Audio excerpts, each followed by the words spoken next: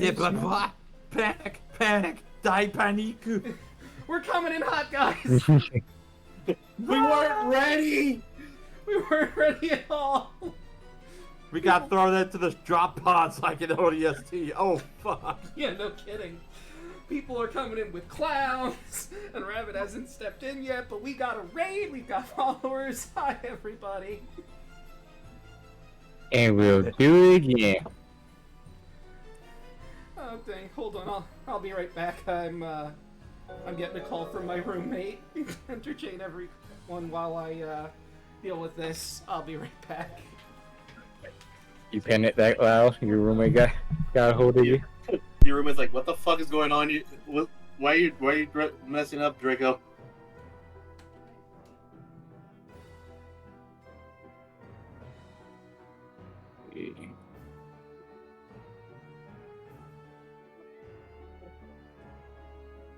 Man, damn, 28 people. Oh shit. Mm-hmm.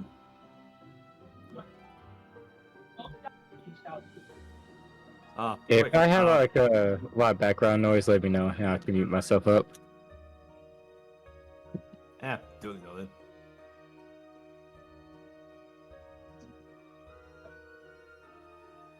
Oh man, but howdy, hey Raiders! Nice of you to stop on in while we do the preamble.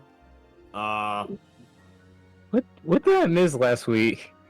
Oh, so I think after we had leveled up, we went out to the Midway to kind of scout around and possibly earn some tickets, including the Dumb hit the tank. Heckna, which was the hammer, and yeah, the Dug tank, which I poor almost died. Lilith again. almost died. So basically, if anybody falls into the Dug tank, they get teleported into a purple sea, and a giant grappling octopus goes at them for 3 rounds. Oh, Lilith almost died. oh no.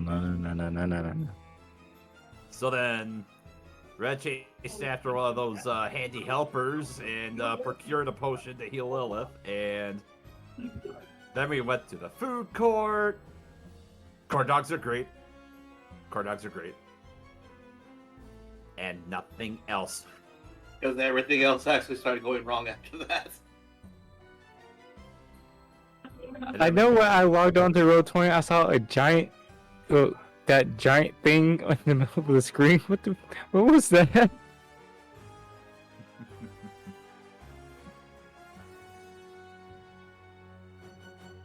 But yeah, and then yeah, we basically found there was a display case that basically held the what was that thing again? The antlion. But basically they managed to lure in a poor hapless victim by having one part look like a child and, you know, anglerfish it in. And we were just the Cryptid Hunter, whose name I also forgot was there, and he is giving us some of the other rules and rundown. And that was about where we quit for the night. Because we had other technical difficulties too. Oh. Yeah, the place I'm at right now, the internet will randomly just go to shit. But for the past few days, it's actually been pretty stable, hopefully. Hopefully tonight is another stable night for this internet, so... Also, hello, Rabbit, and thank you. Raiders is the one that you came from. Hey, it's me again. How was the RuneScape I saw? Oh, not bad. We're working on getting a gold cape because I like gold. I like I gold! like gold. Alright, I'm back. Sorry about that. Okay, can we all agree that the third Austin Powers was the funniest one? Oh, It has been a long time since I've seen it, but I think I remember it very positively. yo, I like gold member. I never knew my Faja. My god, I just noticed all the punny rewards that I missed while I was gone. Dear Oh, lord. what? Who did that? Who could possibly have done that? Golly. Why? Well, I can't blame them. I did it last week on Thursday. Thanks, Honest. Alright. So I guess I should get started on all that. To open everything up. Let's see, I already did that one. Did that. So I've got some new ones from the calendar. A doctor is always calm because he has lots of patience. Hmm. You can distinguish an alligator from a crocodile by paying attention to whether the animal sees you later. I plan on. Oh no! Oh no! I got you. I got your ass beat. Hold on a minute. If you want corny jokes, all right. Get ready. I'm gonna send you to the fucking shadow. God, did you actually crack your knuckles? No. Yeah. Yeah, I'm Look fucking out, everybody. I'm Oh, afraid. no. we have here. All right, check this out. I'm afraid of calendars. Its days are numbered. I think that was the opening pun to one of my calendars. Yeah. Yeah, One I of my remember friends. that one. One of my friends at the gym told me I should do lunges to stay in shape, and I looked at him and I said that would be a big step forward. Oh yeah, He's got you want some groaners? I got you. What do you call fish wearing a bow tie? I don't know. What do you call it? Sophisticated. Oh, I love it. Oh, and I got a response one for you. If April showers bring May flowers, do you know what May flowers bring? What? Pilgrims. I'll fucking beat you. These are my jokes. I heard that one. I mean, what'd you call a fish with no eyes?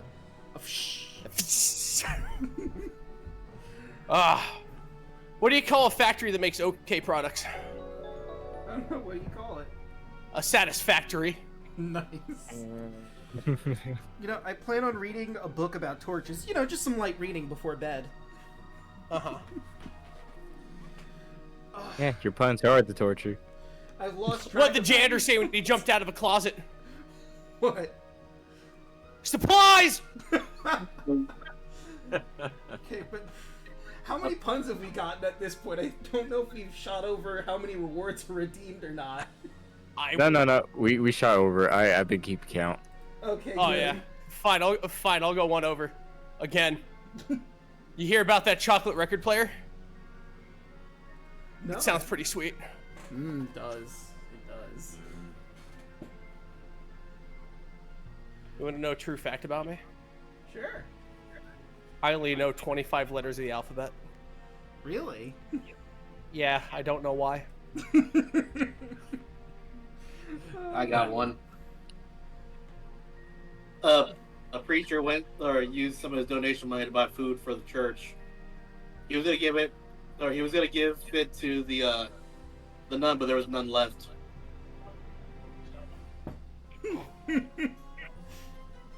Yes, on you did start this all. Man. What did the baby corn say to the mama corn? What?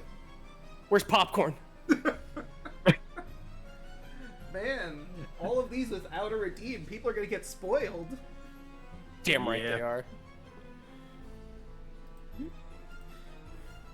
All right, but I think I can finally switch. From They're gonna starting get sick as boats. sick as boats. Yeah, do you know where boats go when they're sick, man? No, I don't. To the boat dock. Okay, that one was a good one. That was a good one. But more Pixel is screaming and he can't stop this. I got millions.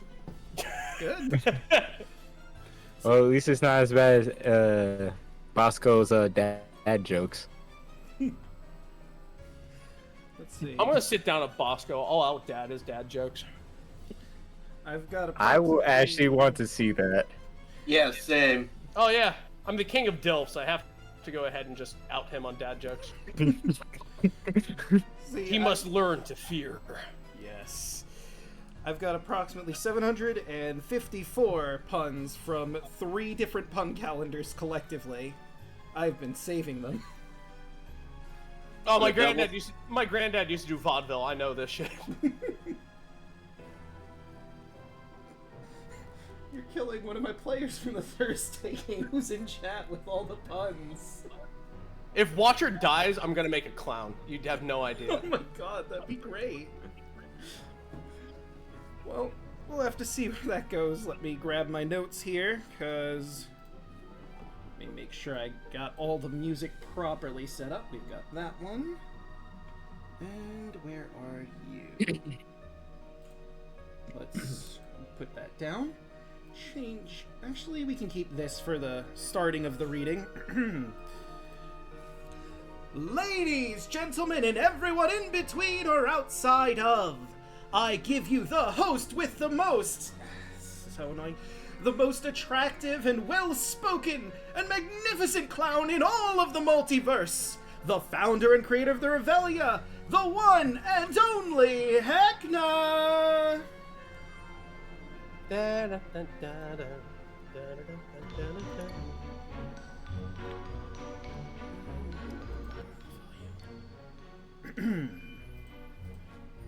Rolly-roon, everyone! Heckna here for my magnificent recap.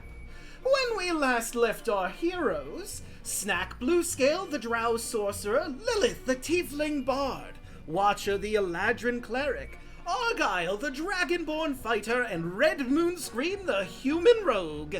They managed to trade for Room 9 for a cute little sugary figurine to Gertrude, and freed Scooter von Snooter from his mini prison. After which, they went into the Sweet Suite to get some rest, except for Argyle, who wanted to spend more time with Green Bean the Snake. And frankly, I'm hurt. The rest of the party didn't want to be under my watchful gaze. Oh well, it's not a contest or anything, but Argyle is my favorite now. Anyway, after their rest, they decided to hit the Midway and earn some tickets at Hit Me Heckna and from the Dunkin' Do Not, where many of our heroes didn't get dropped until, after many misses, Watcher managed to drop Lilith in where she found herself at the mercy of Squiggles, the arms aplenty. Oh, I love watching people get dunked. Watcher managed to pull her out and get her up and running in time for some treats at the food court, where after their meal, they headed to the naughty corner to see Myrmidon, who was very naughty. I can't believe she had one of her children come into my room and get caught underfoot. Ew, it was all crunchy, but also caused me to slip. Gah! Wait, where was I? Oh, right, they saw Rube get eaten by Myrmidon, and they started talking with that wet blanket Conrad. You know, maybe it's time for me to pay them a visit. Take it away, Draco. I've got pranks to prepare. Would I be worried that I'm his favorite now? Yeah, I'm sure it's totally fine. Guys, where's that all coming from? I don't know, and it's really kind of concerning now. Yeah. You do see floating overhead, there's like a big TV screen literally being held up by bunches and bunches of balloons. And for a second, you manage to see some of your exploits playing out, but then it switches over to, you think, Laird Bubble of Squeak interviewing somebody? That might be Scooter von Snooter. You can't hear sound, but you definitely see those images as it floats overhead. It's a weird sending stone. What's the sending stone? It's not the strangest thing I've seen. And that's an item in which you can send messages to other people. Indeed. It's very fun. Huh. Ah, yes, I remember one of my liege's quicklings went ahead and took one, and all the sounds it played. I mean, they could just use message. It works just as good. Conrad's gonna chime in. Then you don't have the stone. You need the stone. That's, the Heckna, I believe it's called. It shows all sorts of things happening around the Revelia. Currently, he looks up. It says Myrmidon out with a red X and Snout in with a check mark. Oh, it's showing the parade. It'll change. I believe you saw that before we separated last time. Every so Yeah. often, Right. Heckna will parade one of his pets over here to the naughty corner. They may have slighted him in some way, or he's just on a whim decided this one needs to be put into the naughty corner, as he calls it. And he calls this event the parade. All for one character. He parades them on that float, and there's a lot of dancing, I guess. It's not my cup of tea. I'd rather just hunt the creatures and be done with it, but I guess it has a sort of charm to it, maybe. How long have you been hunting these creatures? He thinks for a moment. Time is weird here in the Revelia. As you've probably no doubt noticed, it's always night here, so it's hard to judge by days. It's been a few cycles. Probably about, if I had to guess, a year? That seems right. A year, then. The creatures here are unlike anything else I've ever seen, especially in my liege's court. Yes, a lot of them We've Sorry, go ahead. I've normally seen oozes of amber and emerald, but never ones made of sugar before. Truly interesting. Yes, a lot of them are Heckna and the Chandler of Flesh's own designs. You've maybe seen some of her handiwork already. Those sucruses are one of them. Yes. Oh yes, there are also the interesting monkeys in your room, right, Argyle? Yeah. They really didn't bother me last night, but What will happen if you eat one of them?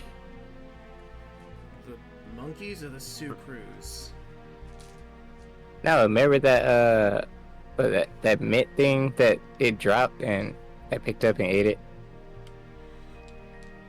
Oh. Right, you did eat that. I mean, the candy here is just candy, so you should be fine, I think. All right, the cotton candy owl. Yeah. You did eat Yes, candy Steve, the owl monocle. droppings. The actual pellet. Yeah. Oh. Wait, that was Ate it. pellet? Yeah, you ate its leavings, dude. Yeah. Oh, it's Like not- a desperate YouTuber for views. I mean, it's technically not like, poop. It's more vomit because it's an owl pellet. Yeah. But yes, you ate owl leavings. Just I ate thought- it. You just ate it, going like, maybe this will break the algorithm. That was you. That's what you did. Pretty much. I honestly thought it was something else. I mean, I just No, it covered in And I hair. would have said something above game, but I was the season where I couldn't say shit, so I'm just like, have fun, asshole. Good luck. Well, he says this smells like peppermint. Okay, I'm gonna eat it.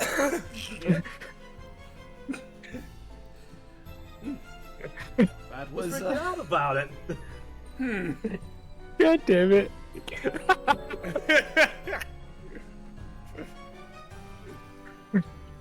Yo, what's up, everybody? It's your boy Snack, and today we're gonna be eating owl pellets for views. Yeah. 100,000 likes. I'll eat 5 at the same time. This one tastes like chocolate mint. Oh my god. God, You that say comes off that, like and I just it had comes off Jerry- like a filthy Frank video. Jesus Christ.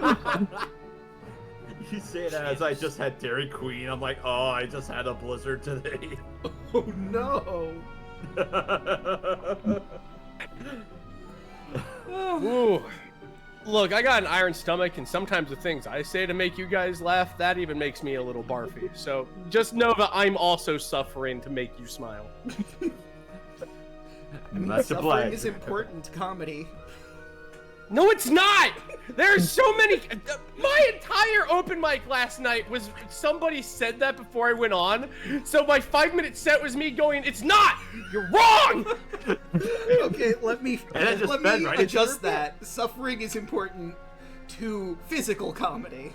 No, I killed really hard too, because like after that it was dead silent, and I just slammed the stool on the stage, and I went laugh. I can't believe Laugh! you slapped the Everybody laugh else sign. started laughing. I'm funny. No, okay, so I don't want to detract this from Draco anymore, but I need to. But you triggered me, so I got to touch on this just 1 second, okay? It's not. It is not you going, I'm funny. If you say I'm funny, the fuck you are. You need third-party verification for that. That's like saying I'm totally cool. No, the fuck you is. The fuck you is cool. You gotta look at 2 other people and go, I'm cool. And then their judgment of you will say if you're cool or not. I'm gonna hold off my response to this before for the break, honestly, because I have a response to this. Yeah. I will turn my sword eastward. Do not tempt me.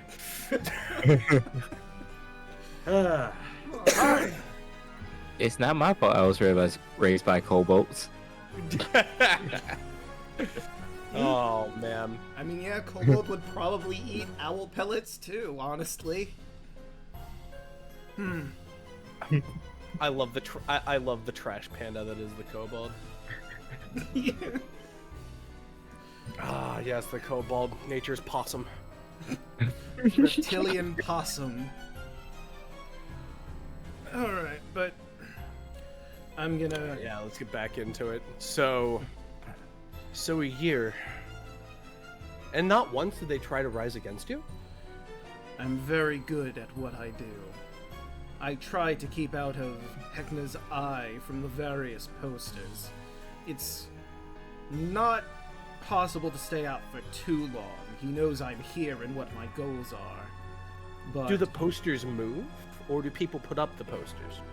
there's posters all over the place, but there are some shadowy places where they don't put them up because they're not deemed as important. I did notice that. Where I rested one day, there's a candy house. Not a poster to be found there. Yeah, the sweet inside of the hostel. So you're like a white shadow? I suppose in a sort. I try not to enter many of the buildings here with attractions. It's not my style. But it's good to know that there's at least one place in one of them I could potentially go to. There are also markings that you've no doubtably seen. If you want to learn more about them, I'd suggest going to the Lost and Found. But I could barter. I could barter for information for you, if you did need respite and away from Vecna. Sorry, wrong series. wrong Heckna. Look, you told me his name was Heckna. I was like, are you fucking kidding me? Anyway, so. But then again, one of the creatures is called a Sucruse, and I was just like, you know what? Fuck it. I shouldn't have made this character. I'll make a clown next time. I'll make a mime out of a goddamn cartoon. You don't fucking tempt me. There's also... So if you need to stay out of Heckna's eyes, or if this hiding spot is compromised, you could go to the Sweet Suite. That's where I'm resting, and we could barter with information. For example, you could teach me how some of these creatures go ahead and congregate, what they're up to, and what have you. And in exchange, I could tell you about the creatures in my realm, for example. You seem to be an able hunter. Having information that could help you with other creatures that you may hunt in your long life may go ahead and be of benefit to you. Would you not agree? Setting up for the next hunt after this? Interesting. I do like to dedicate myself fully to my hunt, but it wouldn't be a bad idea to get some intel beforehand. Tell you what, we'll meet here at the food court whenever you want any information from me about the various creatures here. Buy me a beer, and I'd be more than willing to tell you what you need to know. In the sweet suite. I mean, that's fine and all, but how will we find you? I'm usually here or at the petting zoo. Those are the areas I tend to congregate around the most. Otherwise, you might find me out and about, but these would be the safest bets. And in exchange, if you would like to know anything about the Midsummer Night, I'll explain anything in full to you. Sounds good. I have both of the favors, and I hold up my holy symbol. I am their watcher. If there's anything you do need to know, I will grant it to you. A servant of the court. Any information that you give to a servant of the court, I should say, is well rewarded. I see. I was going to ask, wouldn't it be against your patron's creed to give out that information? But oh, heavens no! They do love a worthy audience, and they do love people with stout conviction and powerful passions.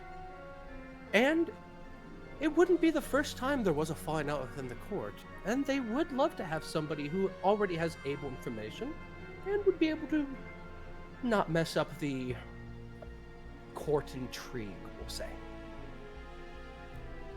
he strokes his long white beard. Interesting. Well, I'm going to be off. Hope you have a pleasant evening. Try to stay alive. And he'll walk on off toward the food court. You as well, Conrad. And he'll wave as he's leaving behind his back. Now comes the question, where to next? Matthew will struggle a little bit in the ring. I don't like that man. He's very anti-Heckna. You probably shouldn't hang around him more than you have to. He does seem to be well survived, though. I know we're here for fun, but this is, what, the fourth time that danger has befallen us. It would be wise to go ahead and have at least the information to survive, Matthew. Because if we survive more, we can have more fun, wouldn't you say? Red will chime in. Yeah. I'm an Eladrin. Bullshitting is easy as breathing. I was about to say roll a persuasion on him. But you're an Eladrin. You're just more general. You're a Fae. Like. And you don't know why he's here. Nope. It's like Thanos in Infinity War. I believe it's like breathing to you. I do love that. I mean, this could have been just a cosmic accident that got you all here. Or Watcher could be here for a very specific reason. You don't really know. Mm-hmm. Slow turns to Watcher.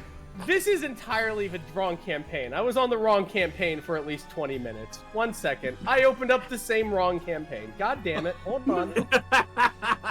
Because I looked over and I was like, that is not my character. And I looked and I was like, this is not my campaign. This is not your campaign. Oh no! It happens sometimes. Oh shit! How long have I not been in the I'm surprised none of us noticed either. No, I noticed. I wanted to see how long it took him to realize it. Well, since the rain, I'd say. The rest of us didn't notice, so you know what? You did. All right. I mean, if it's any consolation, we got our momentary glimpse of Scoop Cat. Insight. Yes. I gotta scroll all the way down. Okay. Let's see what I rolled. That's a 13. I see. No, 16. that's a 16. Matthew That's a got 16. 13. He got a looks 16. up at you. I suppose that's fair enough. You gotta stay alive to have fun. Absolutely. Besides, think of if the more we know about the creatures, imagine all the fun we can have. True, and you'll probably appreciate all the work that went into making them. That reminds me, Matthew. Watcher talking is the worst thing for everybody. That reminds me, Matthew.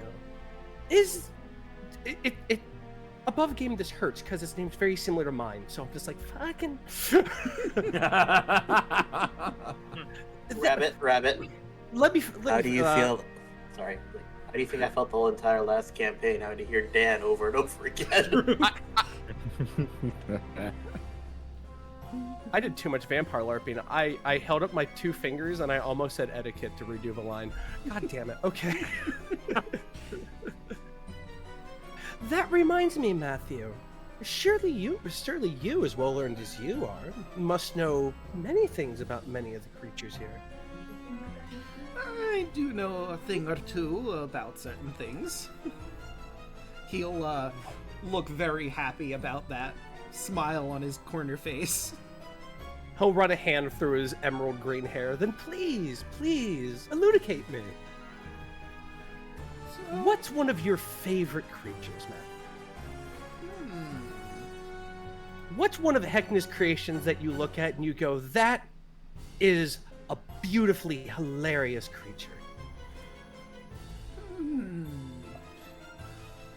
Well, if I had... It's a tough question, of course, because there's so many good ones. Oh, of course. If I had to pick, I'd say that Snout is probably one of my favorites. One of Heckna's personal pets. You see, he actually nurtured his clown nose when he was immortal, and eventually it grew and grew and grew, and eventually it became the pet it is today. And now she gives birth to all the little schnozzlings that you may see running around. You encountered a few, actually, in the boarding room, I believe. Yes, we did. So that was some of hers. Yes, indeedy. And they were funny, even in appearance. See, the cool thing about the schnozzlings is that all of the red abdomens there are different. So, no matter what, they're always red, of course, but some are rounder, some are a little more bulbousy on areas, some have like a narrow front into a bigger back. It's so fun. So it's the patterns, you say? Are there any different patterns for different creatures? For example, where I'm from, there's a creature called a quickling. Do you know what those are? No, I haven't heard of anything like that before. Well, they have different colors, or at least where I'm from. And they have different roles, you see. Some are couriers, some like playing pranks on some of the visitors, keeping things likely. You know, that's kind of similar to the schnozzlings, actually. Are all the schnozzlings the same way? Are there even any creatures that have different roles depending on their markings? Or uniforms, I should say? Well, the schnozzlings don't really have different roles. It's usually the same to get more clowns out and around, but there are the jawbreakers. You actually did meet one in the birthday party room, actually, the dweeb. See, there's a bunch of different cliques of the jawbreakers, and all of them have, like, differing relations with the others, you know. There's the strong arms, who are the stronger of the groups. They're more muscly. They hate the dweebs, who are smarter, know more about magic. You have the vogues, who are very fashion forward. They like to look nice and critique other people's fashions. Then their rivals are the starlets, who are all about showmanship and being the center of attention. And though they are very similar, they're all, you know, jawbreakers. They all have their own unique and different things that they're really good at. Oh, so that's why they call them jawbreakers, as Red just kind of turns and looks over towards Watcher and just kind of miming rubbing his jaw. Very ironic, really. Well, Matthew, thank you very much for your elucidation. I, for one, speak for everyone when I say thank you for helping us out. No worries, I'm happy to help such fun people like yourselves. Ah. Well, if you had any suggestions, Matthew, where do you think we should go next? Let's see, the Boat Blaster could be pretty fun. All of you get to work on the same game and be a team against another team. You don't know who you're going to go up against until, you get in the boats proper, but I think it'd be a really fun game for all of you. Well, we'll definitely take that into consideration. Thank you once again, Matthew, for just being the very best you are. Matthew's And I beaming. will carefully roll him up and loop him into my belt ring. So I'll move you all back to the world map. And I have to zoom in just a little bit. I'm gonna take this. I don't know if he knows this, but I'm gonna take this map and I'm gonna ring it for every drop of lore it can give me. I got that impression, yes. I don't blame you on that one, Rabbit. I don't either. That was actually a really good way to do a lore dump. Mm-hmm. So to the boats. Don't thank me. Thank all the vampire I played. Sure. Red kind of ponders a little bit. Isn't the lost and found on the way there too? Perhaps we could hit that up. That may work. Above the table. Isn't this down here the lost and found, Draco? Let me take a quick look at my key. I believe you're correct. Yeah, the blue tent here. Yeah, it's actually, it is in that area, but it's this building right here. It looks like sort of a wagon, Ah, but it is that area. So you could definitely hit that up while you're moving over to the Boat Blaster 9000, as it's called. Does not sound appealing. Well, you don't like the Boat Blaster 9000? You cut out for just a second. What's it called again? The Boat Blaster 9000. Okay, I love it personally. That's me. At the boat table, I love it. Snack does not love it. Reminds me of the Badass Mother 4000. Twice as fast as your ass. You know, it makes me wonder, do they update this game every so often and you get, like, Boat Blaster 9001? Is that the next Yo, one? new boat dropped! Yeah. So then Special you boats. could say the boats are over 9,000. Yes, exactly. Everyone's waiting with bated breath for that moment. There's like a bunch of various different clowns just waiting by the edge. Come on, drop a new boat! New boat, new boat. It's like a federal holiday in Revelian. Yeah. new boat. Who dis? The heck yeah, Tron. Just like, new boat comes in X days. All right. They waiting So- for that fat DLC to drop. Mm-hmm. So I'll ask this for the table. Are you guys comfortable with hitting up the lost and found on the way too, or do you want to just? Oh go straight yeah, to the boat? absolutely. Oh, I'm fine I with don't, that. I don't care. I did all my Uh, driving. You drive the car now. Okay. Yeah, let's will- head over to the I lost will- and found and then. Oh. I will say this though before we leave. Walt is gonna check out the potion vendor. Ah, Felix's elixir. Not the one that's been running around, but the Felix. tent. Oh yeah. I guess we'll pay Felix a visit then for Felix's elixirs. Alright, let me get a good... Because above game, I want a healing potion. It couldn't hurt. In fact, it's quite You mean the another opposite. one? I mean, we can always go back to the hotel and get the broken machine and get more for our money. He has a point. But then you wouldn't know what Felix has, because he just doesn't have only healing potions. There's all sorts of other fun potions you could maybe get. That's the other reason. You're not wrong. Yeah, sure. Let's. Yeah, let's. I like not to think think that during this, Argyle's looking back and forth, like, no, that's not. No, that's red too. Oh no.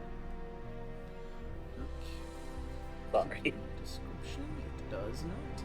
Okay, so you make your way back to the food court, and you see a fancy-looking tent that says Felix Elixirs. There's a bit of a smoke wafting out, which is typical for potion shops, you know, while they're brewing stuff. So you get the feeling he's probably in the midst of brewing, excuse me. You see a halfling who is dressed in long red robes, wearing rounded glasses with thick lenses that make their eyes appear huge. Oh, I'm sorry, I said it was a tent. It is a wooden wagon that has all sorts of alchemical apparatus all over the place. And let me show you exactly what our friend Felix here looks like. Oh, thank God. I love Oh my god, he's a gnome! I love the art. He looks of like a this gnome, so but he's a much. halfling. Indeed. God. Great. Ah, customers, excuse me. Are you looking for some hollyboo that'll settle those jet jumblies? Come on, let's see what we can do for you. And he's got all sorts of potions at his disposal. One of the favorites is the cream soda potion. It works like a healing potion, but it has a lovely taste to it. It only costs you 4 red tickets. And I'll give you a whole list of everything he's got at his disposal here, so you can properly decide what you want to know more about. I am getting out my notes. So I'll start with that cream soda potion for 4 red tickets. We have tea he, which is 1 red ticket, cheapest thing on the menu.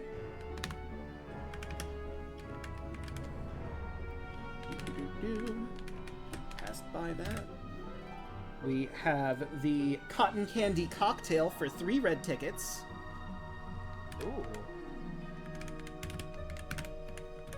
You may hear me typing because it's right next to the microphone. It's perfectly fine. I think something that might help and might be a fun thing for you if you're like me, you're just like ending a campaign going, I want to work more in the campaign. Maybe a thing in the test channels that would just be a list of what all the stores have. Just like a general list might help you out in the long run. Yeah, that might be a good idea. Like, I do technically have, like, lists for all the inventory in the shops. The problem is, it says what they do, and that ruins the fun of discovering what they do. Mm-hmm. Oh, Fair. well, yeah. So I'm just typing it out for right now, and I could, like, pin them, or we could have a thing in the Discord where it says all the inventories for everything. Yeah, that's what I'm saying. Don't put Like the you said. descriptions, but just write down what they are. Yeah, I was gonna say, we have a party notes section, so... it's true. Exactly. We can write down what the descriptions are, like... Once you discover people them. know. We have Fireball Shot is 15 red tickets. Ooh. You could get Fireball. Mm-hmm. Also on our list here. See, that would make me go, are we talking about the whiskey or the spell? Yes. Yeah. I bet it's based off the whiskey, genuinely. I will Probably say both. the first part about it is this is a cinnamon-flavored brew served in a metal shot glass. Oh yeah, I didn't actually read the descriptions for the tee-hee or the cocktail. The tee-hee is piping hot beverage served in a cracked porcelain teacup. The cotton candy cocktail is served in a martini glass with a tuft of cotton candy clown hair on top. It is pastel pink with a sickly sweet aftertaste. Our snow cone, the next one, is a sugary, icy treat that comes in a paper cone, like traditional snow cones. Cones, excuse me. You need to consume it, however, within 10 minutes, or it's going to melt on you, because it is a snow cone, so that is something to consider while you have it. And how much for that one? That one is 2 red tickets. You drink the fireball shot and immediately cast a max level fireball, send it on yourself. Oh, God. No, you can't. You drink Fireball Shot if you fail a con save, you burp out a fireball. How much was the cotton candy one? That was Cotton candy 3 was red 3 tickets. We also have a moonshine shot for 6 red tickets. It's a strong, clear liquid. We also have the most generic sounding on the list here, beer, which is 25 red tickets.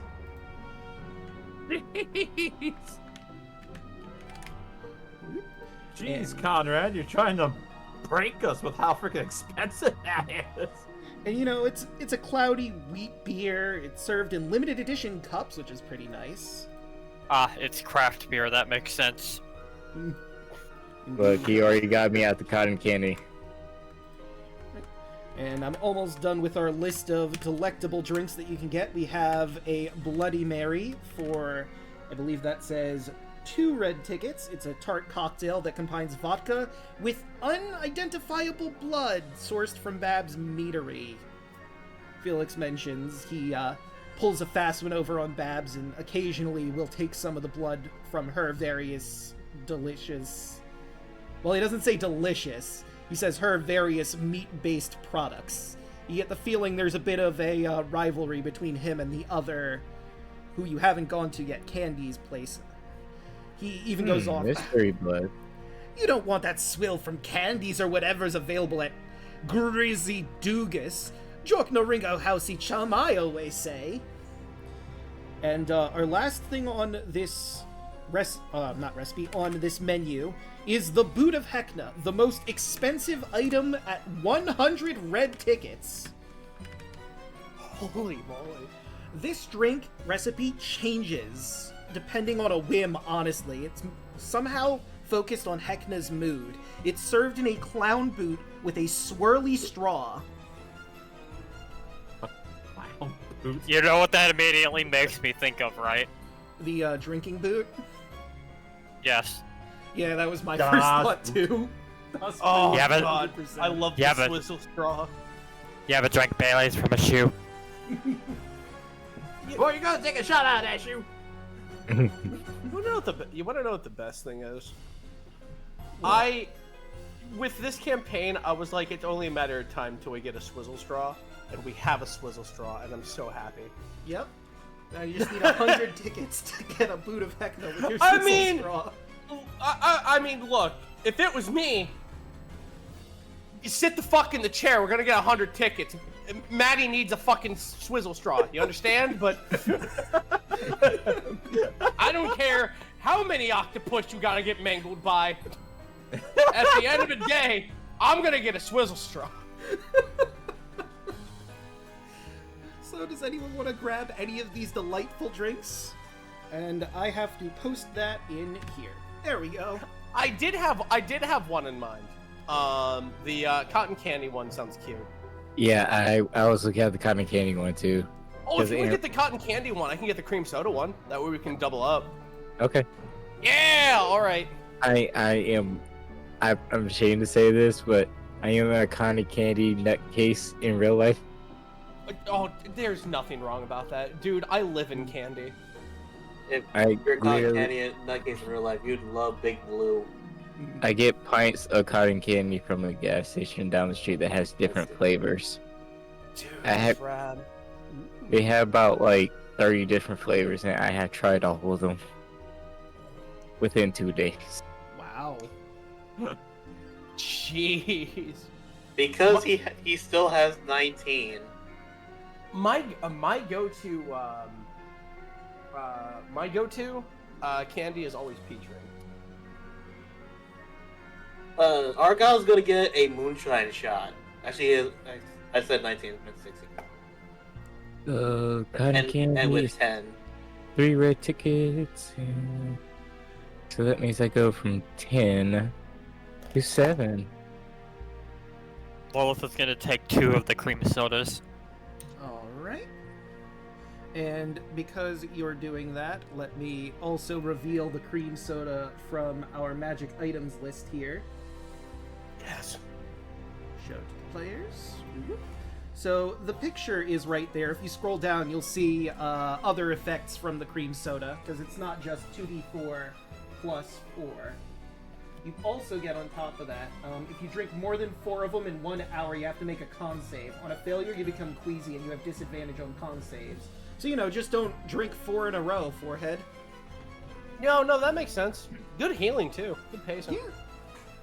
Alright, what is the fireball? Or the moonshine shot? Because that one I'm also... Okay, so this one is special. I gave you the cream soda because he would explain that, but the fireball shot he's not going to explain right away. You could drink it right now if you want and see what happens, or you could save it for a moment where you just want to No, give it a try. I said the moonshine, not the fireball. Oh, I'm sorry. The moonshine is a similar thing where he doesn't want to quite tell you what it does yet because part of the fun is drinking it and finding out. Do you want to drink it now? Alright, you know what? Let's fucking go. Alright. This boy does not have the greatest constitution. So you swig down the moonshine and you feel it radiating inside you, and you're filled with vigor. For the next hour, you can cast Moonbeam at level 2, but only once. Wisdom is the saving spellcasting ability for this spell.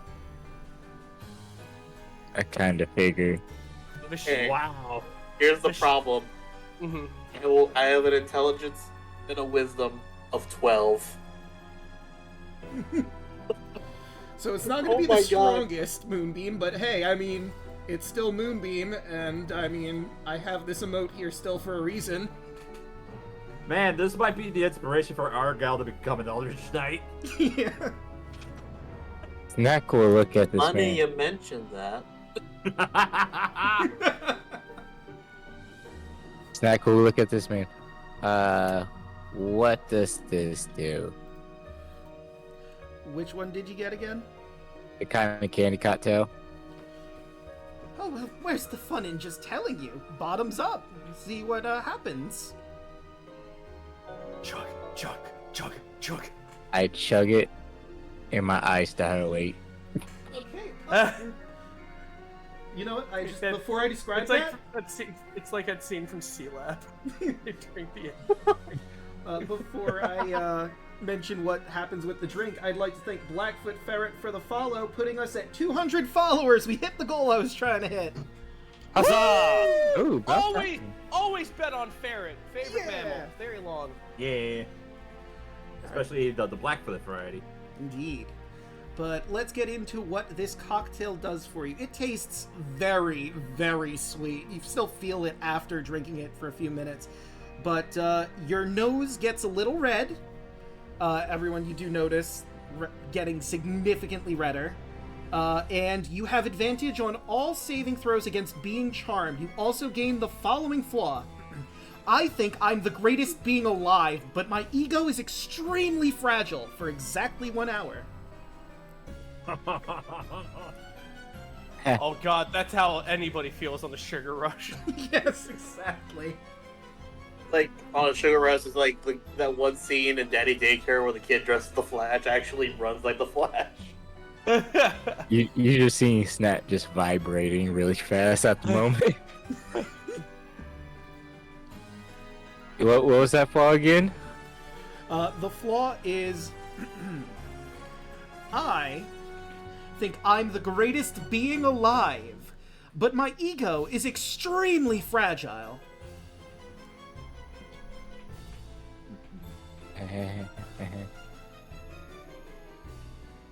And Felix, is it?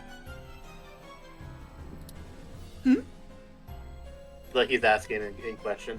Or a character. you said what again? Yeah, one more time. Felix, is it? Yes, that's my name. That stuff was really powerful. Indeed it is. I only sell the best after all. Dude. Don't suppose you could tell me where you got it, because that the taste had somewhat of familiar hue to it. Oh, well, I brew these all myself, of course, here in my wagon. I mean... I used to know several of my kin who would make what they also called moonshine. Oh, They told me that if they told me where their location was, they'd have to kill me. I never understood what that meant. Huh. Weird. Can I make a history check to assuming that I would? Can I make a history check to see if I know what moonshine is, and probably above game find out if it's actually illegal in this universe or not? Sure.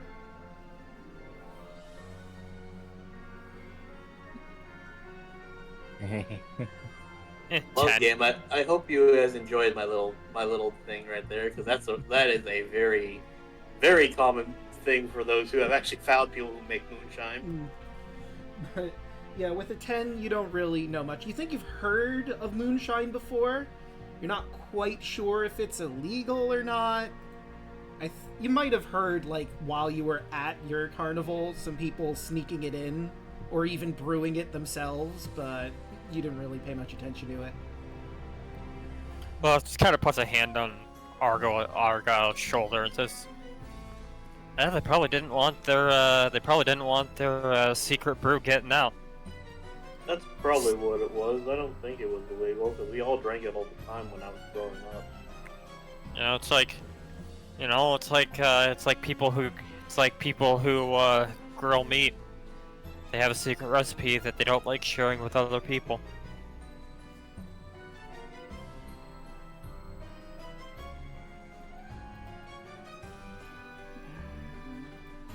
Just realized I never pinned Bab stuff, so I did that now, so we should be able to access those easier. Done. Woo! There's a nice little anecdote for all of you barbecuers and grillers there. Don't worry. The golden rule of attending a barbecue: never ask people about their rub. That's true. But don't worry, you have the world's best Kobo sorcerer on your side. I'll find all the secrets. As he puts his hands on his hips. Just puff chest out, just It looks top up in the world, air. right? Can I try the cream soda shot or potion? I do need to actually heal. Alright. Oh, of course. Here, try this. Actually, no, never mind. I forgot that you gave us. Yeah, no, I patched everybody up like a son of a bitch. But I'm gonna get it anyway, because we are gonna need this for later. Yeah, that's fair. Yeah, Watcher isn't much of a fighter. So Well, Unless. Unless. Red just kind of ponders a little bit and then steps forward. Felix, I shall grab one of your cream soda potions, if you'd be so kind, and he'll hand over 4 red tickets. Right, and he will hand you a bottle, as we've all saw. It's a red fluid with a fun clown cork in the top. Well, now I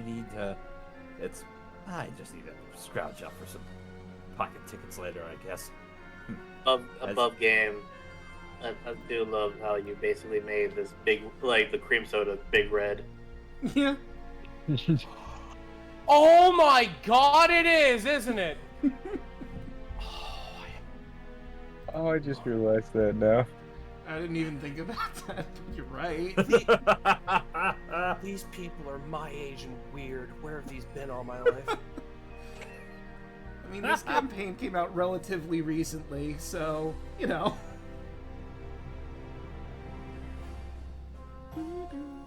Well, I'd be gobsmacked if I talked. I don't know what I'd do. Would I be my normal self? Would I be like SpongeBob meeting Kevin, going, "Hi, Kevin."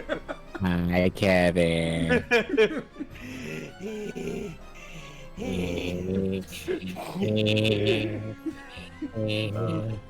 Yes, the battle cry of a generation, SpongeBob inhaling. Yeah. But there's one more shop here at the food court if you'd like to go there, or you can make your way to the Lost and Found to conserve some of your tickets. I think we should make our way there post-test. To the lost and found.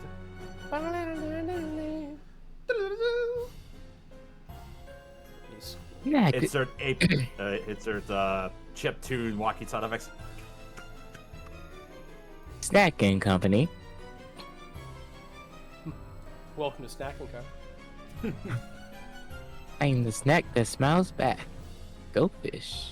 Snack that child's back. Goldfish. I'm sorry, child's back. I'm from the Feywild. What do you want?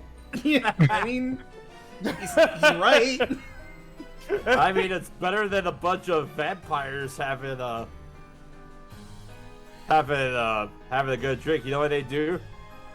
They have a boy with the cold ones. Very true. Those All damn right, frat don't let names. anyone ever say you're not funny. That was pretty good. That was pretty good, Milla. Yeah, I just thought of that. It's like you just hear a bunch of people with Transylvania accents. Chug, chug, chug, chug. Blah blah blah blah. Oh fuck! I am totally turned right now. I think this one had diabetes. Oh, My no. blood sugar's now high. Diabetes. How many can you drink? 1, 2, 3. Floor. Listen, Strahd got into some crazy stuff in his college days. Everybody just like, yeah, he does them in. You're telling me about the Count from Sesame Street? Yeah, kills people, and then feasts on their blood for sustenance. Yeah, no, he's never done that. I can't imagine why they wouldn't put that in the show. Oh, because they wouldn't allow Jim Henson to do it. He totally would. He probably would. He would have actually, yeah. I mean, I know this is a kid show, but hear me out. I know, like, not only would Jim Henson have done it, but frickin' Jerry Jewell, the guy who actually voiced him, Yes. or no, he would have done it too. Great memory. Great memory. All right, but Meanwhile, en route to the lost and found. Didn't know we had such Muppetologists around here. Lord. I'm not ashamed of that, honestly. You shouldn't be. So yeah, let's go to the Lost and Found, Draco. What do we find? me. What's the haps? Or what do we encounter on the way there, perhaps? Yep. Let me see. High or low? Just anybody. Hi. Hi. Yep, stack call first. All right. And then I will roll that and miss my dice tower entirely. There we go. What kind of dice tower do you have? I've been looking at getting one. So I forget where I got. I think it was probably like off Amazon or an online marketplace or something. But it's got this cool dragon design in the front with like this lens in the front that's red that I really like. Oh, that sounds pretty. I need to take a picture of it so I can send it in chat so you can see. But let's get to the encounter first before I do that. I gotcha. You managed to overhear some revelers celebrating. One of their group had been invited by Heckna himself to participate in one of the shows in the Big Top, and they will meet Arachne for a special interview.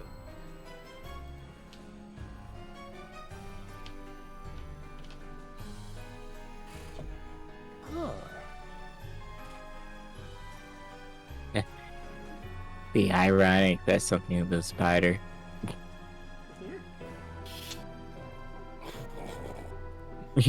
No, spiders don't exist. They're not real.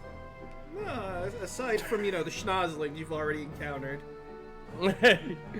That wasn't a spider, though, was it? That was a schnozzling. Totally different. No, that's fair. Spiders don't have Original that weird red character, do not abdomen. steal. Original character, do not steal. Or 1,000 ounce. Snag does with that 1,000 Eyster. Or a Dryad. There we go. There's my dice tower. But you could talk to them if you like, figure out who this Arachne is or the Big Top or whatever. Or you can just keep moving on if that's not that interesting. Oh, yeah. I'll point them out to Red. Looks like they're having something over there. Oh? Yeah, I thought I heard them say something about Arachne. At an interview? How does one get an interview? Maybe they must be favored by Heckna or something. Why don't we ask him? Oh, of course. Please, lead the way. Lead the way. Sure. Yeah, this will be fine. Totally fine. And as he kind of ponders about it a little bit. Sure. Yeah.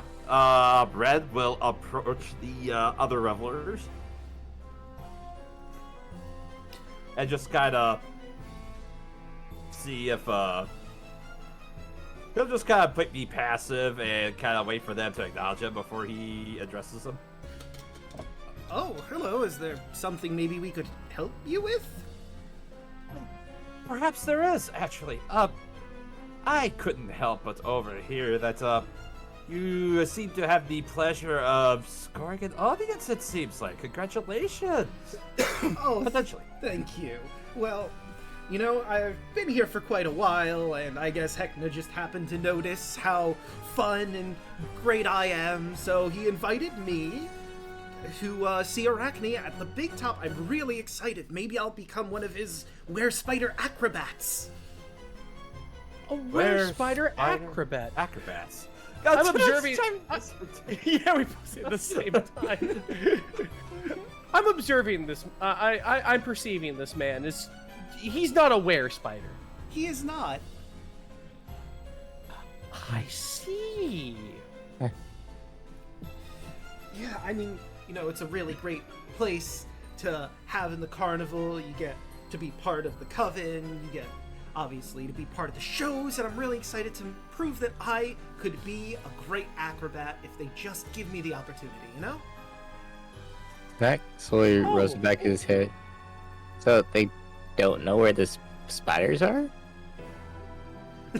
Oh, no, it's a hard word, but I think it's like lycanthrope or something like that. It's all the were things. Like, I mean, here in the Revelia, there's only the were spiders, but I think they come in all sorts of different styles. Like, I think wolf is probably the most popular. There's rat and boar, I think. The wolf people? Yeah. Feywild has its fair share of lycanthropes, you'd say, right? Probably. Okay. I live in a cave my entire life. I don't know these things. Because I'm queuing up lines to say, but like I just don't know if I should say them or not because I don't know what would truly exist in Watcher's neck of the woods. Yeah, I mean, it's tricky because, like, lycanthropes mostly exist in the mortal realm, but they've been known to occasionally pop in the Feywild here and there. There may be even, like, a source, like, maybe an archfey has turned some people into were-creatures of varying styles for their own amusement, as it's not unheard of. Okay. Interesting. So, where exactly were you planning on meeting this Arachne? Oh, well, it'd be at the Big Top. See, not everyone gets to go into the Dismadium. That word, again, this time it sounds distorted to you, but you did sort of hear the words, and it sounds like that one from before. Yeah, it's, you know, you have to be part of the special people that get allowed into that part of the carnival. You know, you guys seem pretty new, no offense. But, I mean, I'm sure eventually you'll get up to that point. Stick here long enough. I was gonna say, how does Snack respond to that? I mean, just out of curiosity. Maps, I mean, he doesn't have a head to nod, but you basically get the feeling that he understands this. He'll even chime in, oh yeah, see, like I said before, you can't really understand some of the words about the stuff further forward. But, you know, I've been to this medium and further, but, you know, you just gotta stick here long enough, get Heckna to see that you're good, fun people and you want to be part of the carnival, and eventually you'll get to experience all the other fun stuff here. But okay, I was just saying above the table. I was preferring to looking at Snack But to see how he handled that comment. but misheard I am clearly the best person for this job. I Oh, mean, yeah? I can, yes, I can do it all.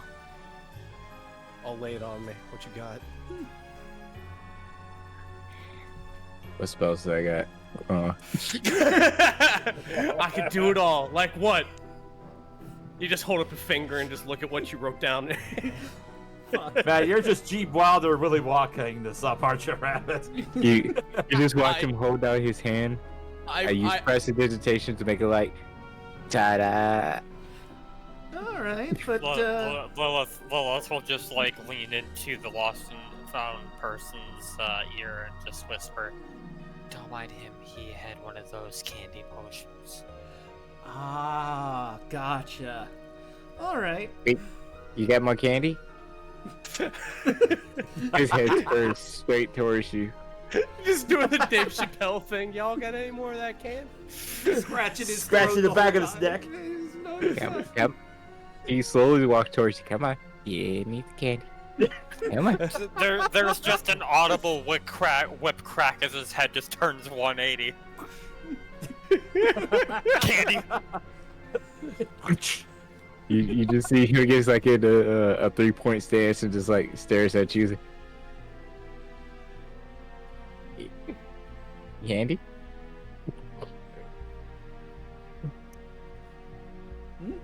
Just points in the direction of the candy shop that we were by earlier.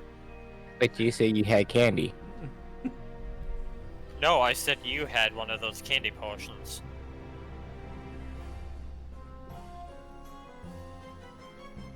Which is true. And you did have that. Yes. Snack stands straight up. He pulls out his bag, reaches in and pulls out a piece of candy and just starts walking. All right. And let me get back to where I was here. So, Yeah, oh, go ahead. no, you go ahead first. Red was just kind of, as that side conversation was going on, Red's just gonna, look to the other revelers and say, I see. Well, keep that in mind at least, but he just kind of puts the hand and finger up to his chest. He's kind of thinking about it a little bit. What's on your Anyway. mind, Red? Oh, don't worry about it. It's fine. He's going to kind of give like a little half bow and, like a cordial half bow, and he's just gonna say, please carry on with the festivities. After all, fun is mandatory. Indeed it is. And he'll salute to you, and him and his friends will continue gushing over his potential new job. But you eventually find yourselves at a wagon. There's a small ramp that leads up to it, painted with colorful floral patterns. As you enter, you step into an eclectic, cluttered establishment. There's an assortment of random items covering the walls, no two alike. Weapons, clothes, jewelry, costume items, and more, all slightly tattered and clearly used. Underneath the items, there's a small placard denoting the prices. The walls are covered floor to ceiling with items, save for one spot where the objects frame a single Heckna poster tacked to the wall. Unlike the other posters, this one isn't moving and it's crudely drawn. Behind a wooden desk is a bird-like creature with navy plumage, graying at the tips of his feathers. Glommed onto his beak is a disembodied hand. Another hand is wrapped around his throat. The open wounds on the twitching disembodied hands are slightly gangrenous. An open box on the counter in front of the bird person holds one of the hand's missing fingers. The bird folk mumbles, beak clamped almost shut. Are you gonna just stand there? Are you gonna help me get these things out? And I'm going to show you what this man looks like before we engage. Oh, fantastic. I Art. was gonna I add thought like he a was just- Morgoth and I thought for a second, it's like, oh, this person reminds me of Shigaraki. Oh, that's not yours. Yeah, no, this is him without the hands grappled all over him. I love you, bird. It's a You know what else Kenku. is fun? He's not a Kenku. He's actually from the Humblewood campaign. He's one of the Oh, he's a Corvins. Corvin. Yeah. Are these is this the same company who made Humblewood? So yeah, the same company worked on both Heckna and this, and the Billowing Wilds campaign that's going to eventually be coming out too. Hit Point Press. Oh, I've even Amazing. I've Corvin. even noticed in the Humblewood book that we were looking at a while ago, there's actually a reference to this campaign in it before the campaign was released. There's like a little section you can decipher from the Humblewood's common text that mentions some Corvum that were looking into a ticket that washed ashore in a bottle. Which I thought Like a was single really red fun. ticket. That's actually like that's genius little marketing right there. Yeah. yeah. And hey, we That's might be able to good. use this. We might be able to use this to bridge into the Humblewood campaign if we end up doing that. Yeah, exactly. Lord knows Caitlin will go ahead and fall through the ceiling if you even mention Humblewood 3 times. Well, there- I mean, I think we've already Humblewood. said it more than 3. Yeah, no, we're probably like on 6 or 7 at this point. Keep him waiting. I will come in soon. Fox. It's always about the fox. What does the fox say? Whatever the hell it wants with Caitlin. It's true. Yep. But I'm gonna move y'all to the battle map, and I'm gonna set out these hands. Yes. Thing. I guess place yourselves like, I guess towards like the middle or south, and I'll pop in the hands.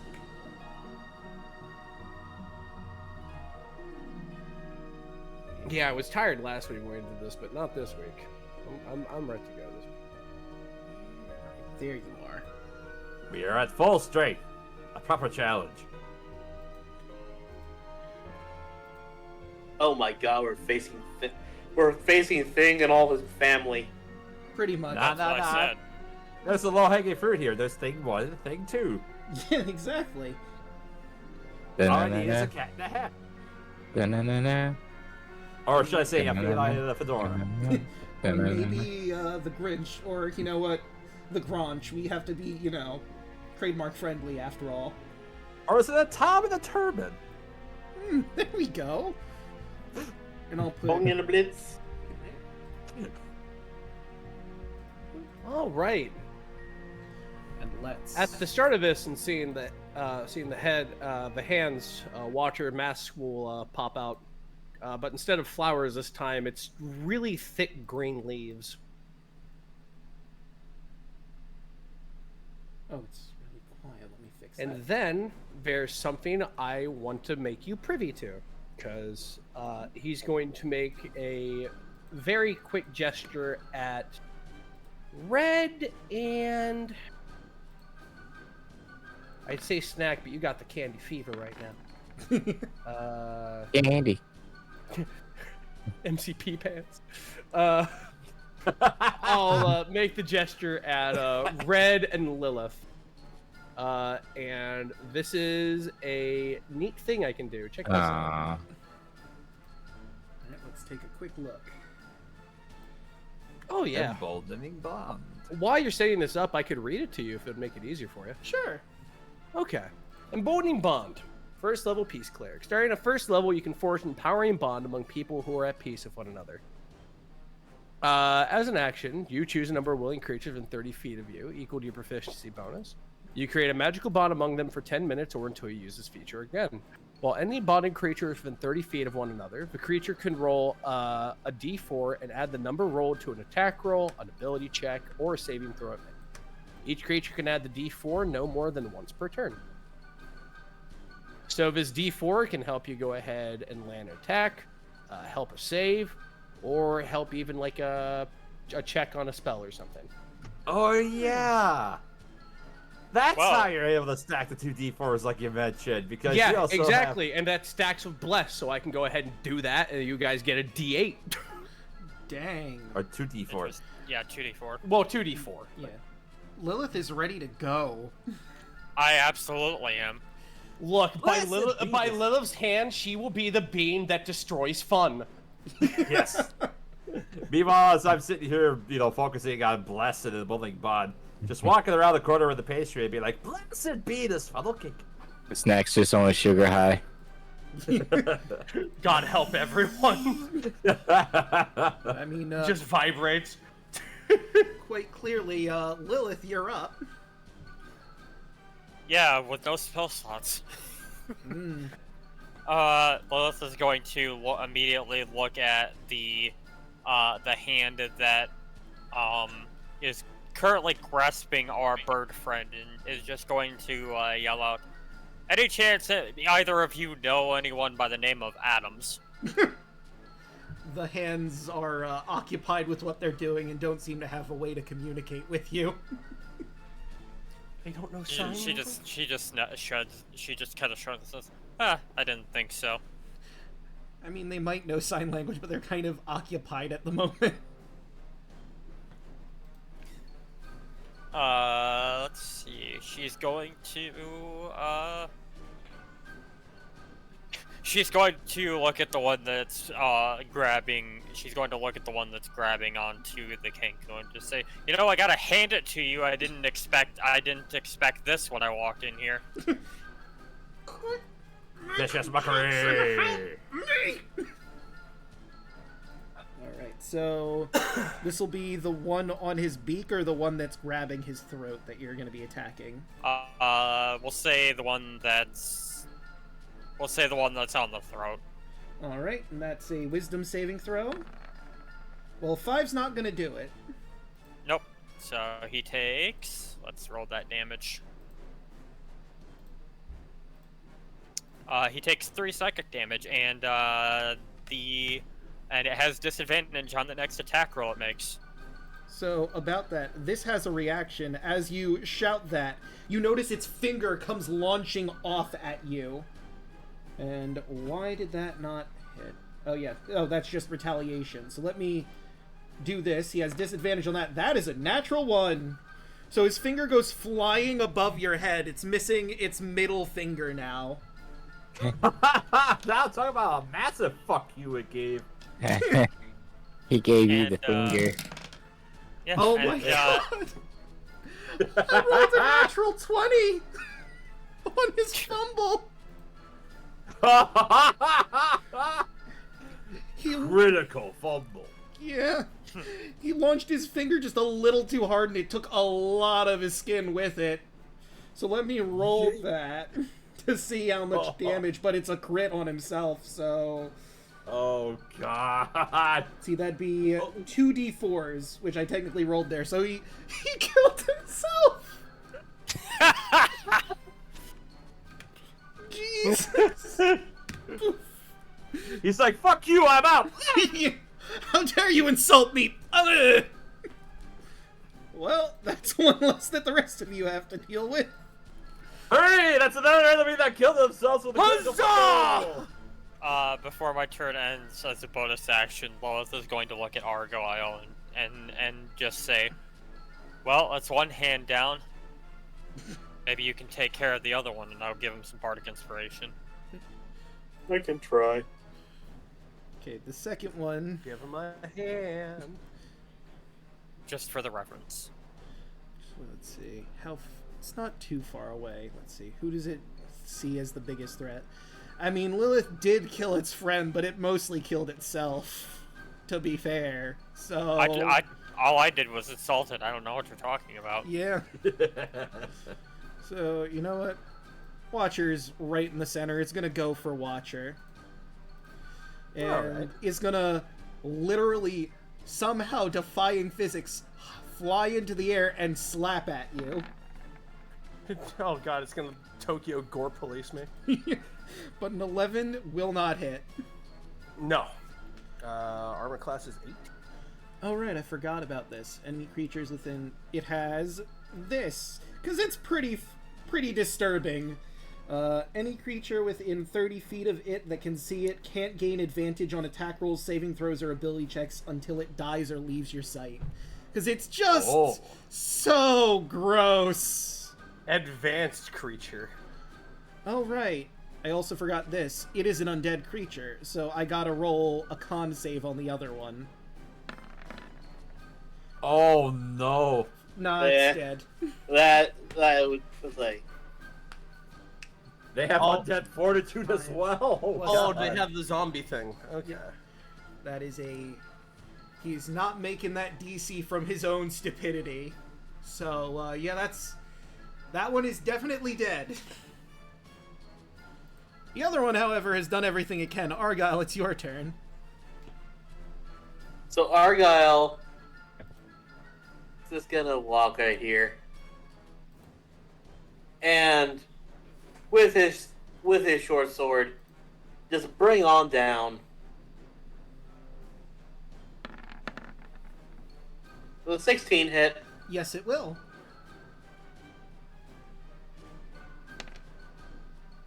And 9 damage. I'm assuming that kills it. Yeah, however, I will roll the fortitude first.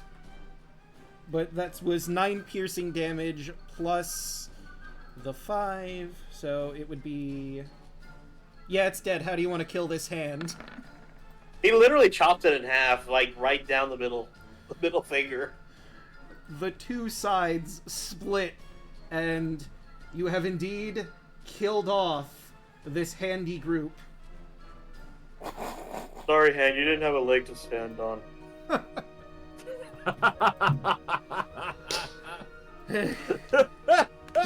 That was genuinely good. I had to. It would be that simple to do that joke. Yeah. Lock. The Corvids. Ha. Ha. Funny. Ugh. Jeez. Apparently, somebody sent this to me as a joke. Starts. I wouldn't say if it was much of a joke if it threatened your life. I say as the leaves fall off my face. I mean, at least we gave you a helping hand. I agree. He starts trying to smooth out his feathers around his throat. My beak. How can I help you, lot? Oh, we're relatively new to the Revelia, and we're just wanting to get acquainted with it, so we just thought we'd swing on by. I see. Well, here at the Lost and Found, I have all sorts of things that you could purchase.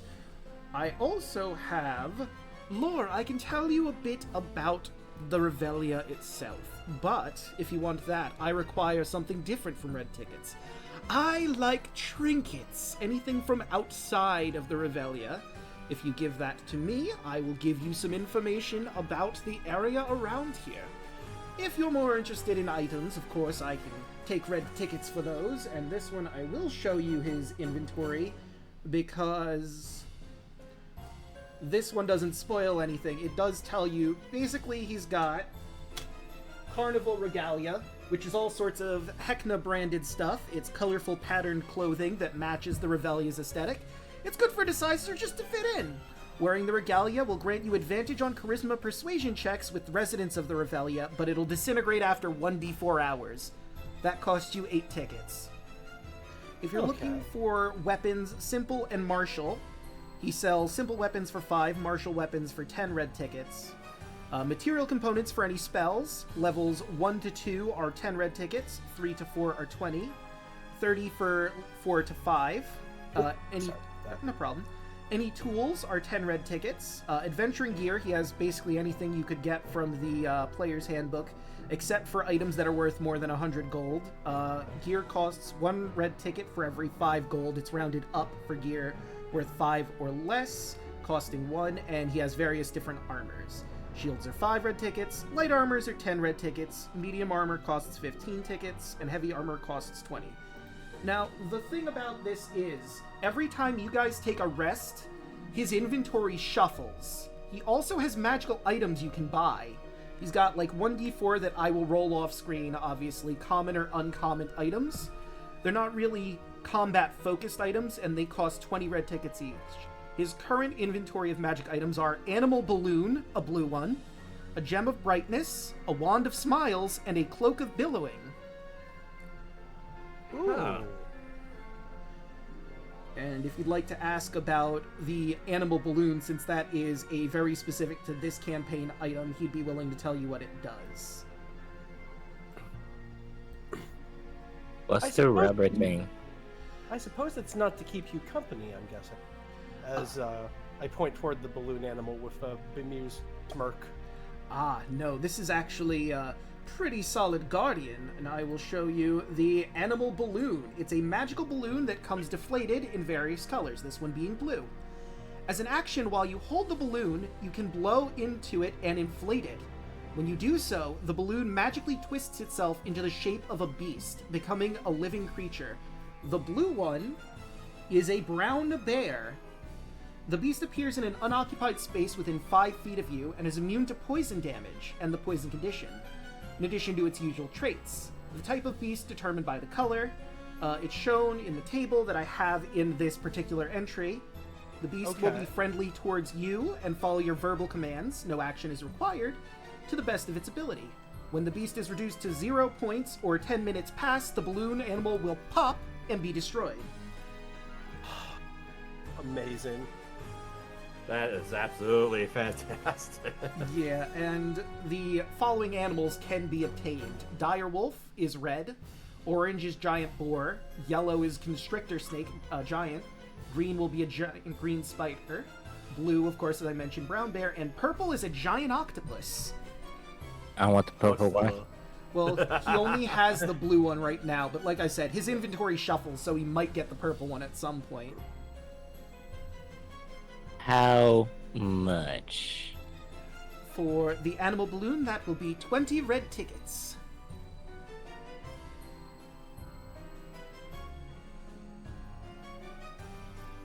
Will this be the only one that you have at the moment? This is the only animal balloon I have at the current moment, but my inventory is constantly shifting, so I might get others. I might not have this one in stock anymore. You'll have to see next time you come in. Do the price stay the same? Yes, it will always be 20 red tickets for any magical item that I have on stock. Snack starts to vibrate and turns to the price. I need 20 gold. I need 20 red tickets. We need to go. We should try those boat games. They said it will give us a lot. It is true. Yeah. Though you also said stories. Yes. Isn't that right? We already got his name, right? Yeah, he introduced himself as Locke. Locke, was it, yes? Yes, not necessarily stories, but information about the Revelia at large. If you're willing to part with something from outside the Revelia, I'd be more than happy to give you some lore of the location you find yourself in. In good faith, I will grant you this. I will give him one of my sticks of incense. Alright, he will take the stick of incense. Pretty normal, but, you know what, I think this will work. It's from a place called, it's from a place in the Feywild called the Midsummer Court. It has a very pleasant scent. He'll, put it near his beak, take a whiff. That is nice. Alright. Well, let me give you your intel. He looks down at Map on your hip. Hello, Map. Map looks at him. Locke. You know, Map is very useful for navigation, but he reports to Heckna. Getting rid of him is of course going to be suspicious, but you might want to be careful what you say around him, because he might overhear things that you'd want to keep secret. I see. Yes. Had Map ever told us that he does report to Heckna? No, I haven't. I mean, of course I'm willing Oh, to no, I was asking that to you. I wasn't asking that to... Oh. Yeah. Has Map ever told us that he reports to Heckna? He did not specifically mention that he ever worked with Heckna, but he has been very pro Heckna the entire time you've known him. It's true. I would Yeah. only assume if one has drunk the Kool-Aid and went, "Make me a map!" Like, you know, it's just... Yeah. Because, you know, that's not a thing a normal person says. I don't wake up and go like, "Man, I wish I was a chair." Yeah. You know, with all I've been through, I've thought to myself, what if I was a table, though? One time I was a cactus. There's one time I was a potted plant. That lasted for about an hour. Yeah.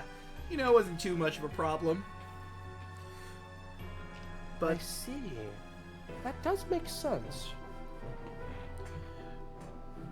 yes. I feel... Oh, sorry, go I ahead. feel you and I are going to be firm friends. If you have many, many stories and tidbits of information. So... I should hope so. I could always use more trinkets and some more red tickets. You know, actually, tell you what. Since you've been here, you've bought some of my lore, you've bought some of my items. You seem trustworthy. I'm willing to give you all. I'll offer you 25 red tickets if you do a job for me. How does that sound? What's job? Is that each, or is that 5 tickets a person?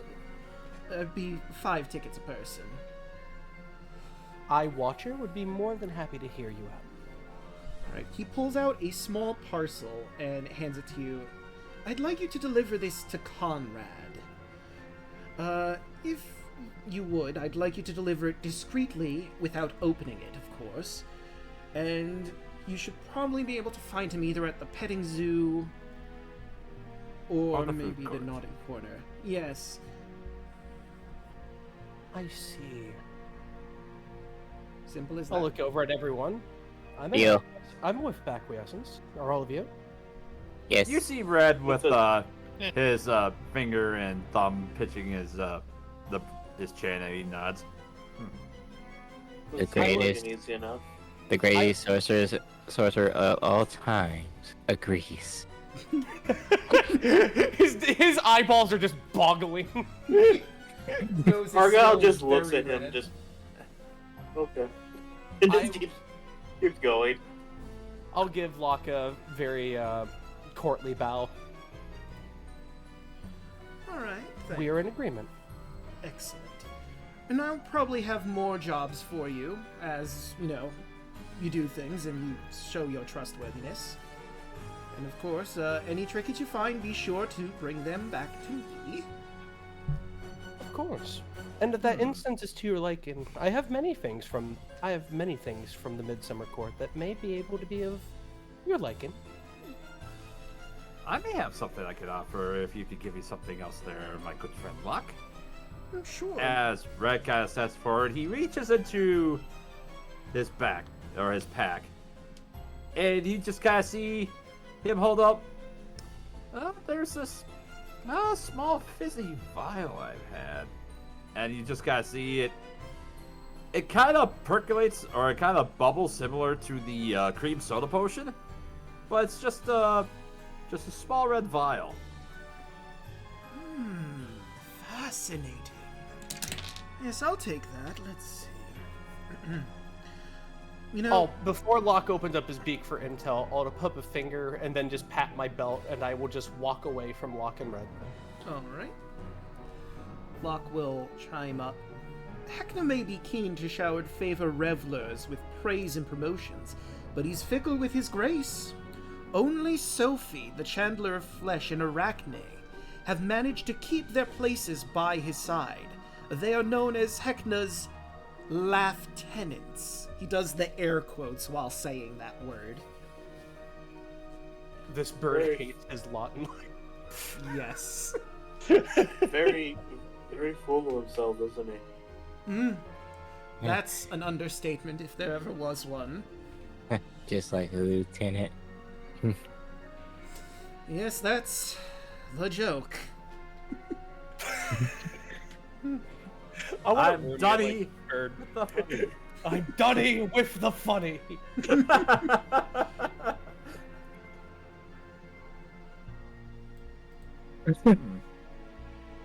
Interesting.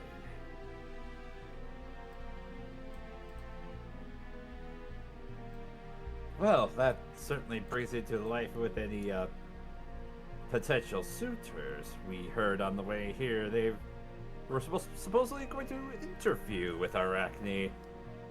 Hopefully they could keep within Heckna's good graces. Yes, well, if they're part of Arachne's coven, they should be fine. Working directly under Arachne, one of the lieutenants, suits people very nicely. I suppose it's better to be moving and, not possibly turn into some amalgamation. It's true. It'd be nice to move. He looks a little melancholy saying that. Oh, I'm You've sorry. been here a while, haven't you, friend? I'm sorry, I didn't mean to offend you. Are you trapped in here? It's fine. Look, all due respect, we've only just met, and I don't really feel like getting into that right now. Maybe if I see you around a bit more. Of course. I completely understand, friend. I don't want to. You're absolutely right. We've only just met. I don't want you to, go through anything if it has happened. In good time and with good faith, I'm sure. And he just kind of has both of his hands forward, trying to assuredly calm down Locke. Yes. Are we still going to the boat? Eventually. Don't worry, Snack. I want my tickets for the balloon animal. Oh, believe me, I need some tickets too, my friend. Right. Does any of you need something? As Red just kind of turns back towards Argyle and Lilith. I should be fine for now. Or more cotton candy. So I will say... Watcher, go ahead. Watchers just regard you all from afar. He's trying to make sure that, since Locke was giving you guys information, that Matthew couldn't hear anything. Ah. Clever. And how about Lilith? I'm set for now. Right. Well, let's go collect our esteemed Watcher and continue on to the boat Blast 9000. Have Boat Blaster 9000. fun. As he just kind of corrects himself. I'm not even gonna make that joke. Nearby. Be quiet. But above game, basically like I've said, any of your spell components or any equipment you might want that isn't magical, you can find here. It doesn't have like a general listing, it just gives me the general stuff I gave you, but if you're like, you want Tinkerer's tools, I would roll and see if I hit a percentage of him having that thing is how this will generally work out. Or if you want spell components for a very specific spell you're going to get, I'll roll D100 and see if that's in the chance of him having that specific thing. Because it'll just go smoother that way, and the module gives me that information to roll off of. Right. Also, for his lore, anything that would be classified as a trinket on the trinket table is what he's looking for specifically. I was willing to take the incense, though, because that is Fey incense, and that I think would qualify. Even if it's not a trinket. So that means the letter that I have. Yep, that would qualify for any intel, if you want to buy that intel. Let's take Maybe later. Perhaps? It's 3 and 5. I should write that down somewhere so I remember. 5. I like to imagine both half of the coins in which he worships. One's a militant father and the other one's a doting mother. So one's like, have all this lovely incense, and then just dad reaches in his toolbox going, I don't know what the fuck's gonna happen in there, so here's a gun, A hammer. And we'll just see what happens. We'll just see what Preparation is key, son. if you don't come back in a week, we'll send another person. He basically speaks like Hank Hill. Do not make me think of one of two of his gods is Hank Hill and Peggy Hill. I'm just picturing. Do that, because then art will happen of Watcher as Bobby, and I don't need that. Just happened. Damn it, my plan has been revealed. Like wearing all of like the impressive clothing of Oberon having the crown. Yeah. Looks up, Watcher. That boy ain't right. That boy. That boy ain't right. Propane's. Oh, Wow. That's my candy. I don't know you. Oberon, I'm sure he's going through just a phase. It's just a phase. Does this Great. mean that Sylvan is Spanish in this universe because Peggy is a Spanish teacher? Oh my god. That'd be funny. I mean, it's the Feywells and the Feywells accessories. Sell Faye and Faye accessories. I'm from the Midsummer Court. Do I know what do I look like I know what a gat dang JPEG is? I just want a picture of a god dang hot dog. It's one of my favorite things, man. Roxanne. Whoa. Alright, I'm kind of sorry I derailed this, but only slightly. It was a good derail. But yeah, we'll go and collect Watcher and make our way to the Boat Blaster. And Draco, would it be fair to say this is actually a good time to take a quick break? Yeah, I think this would be a good time for a break. Get your water, drink your legs, all that fun jazz. We shall be back Sorry. shortly, chat. Thank you for sticking around with us during these shenanigans. Real quick, Rabbit, if you're still there, if you remember, I said I would hold my response to you saying if you say you're funny, you're not thing. The instant that you said that, I was reminded of the one asshole from Good Morning Vietnam. Oh, yeah, I know the one you're talking about. I know. Sir, in my heart, I know I'm funny. Let's see.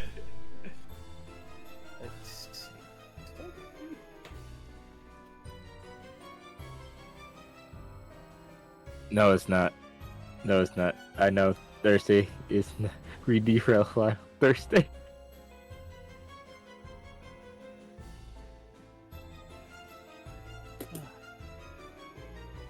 Anywho, I'm gonna go outside and smoke right quick. I'll be right back. I got you. Take it, baby. Always time for a party. Always time for a party.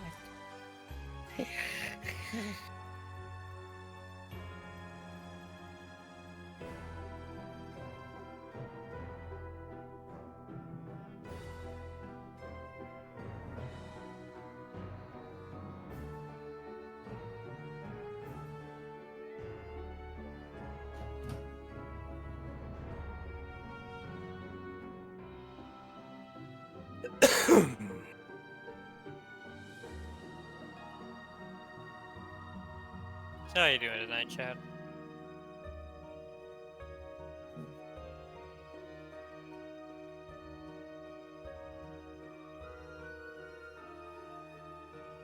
Not gonna lie, I almost forgot we were doing this tonight.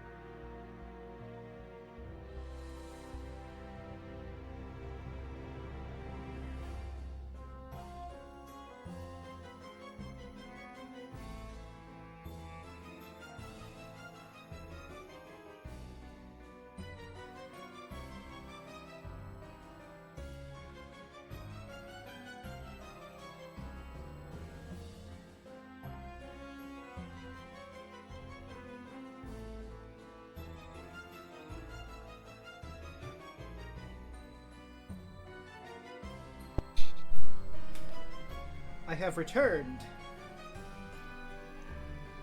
I'm back too.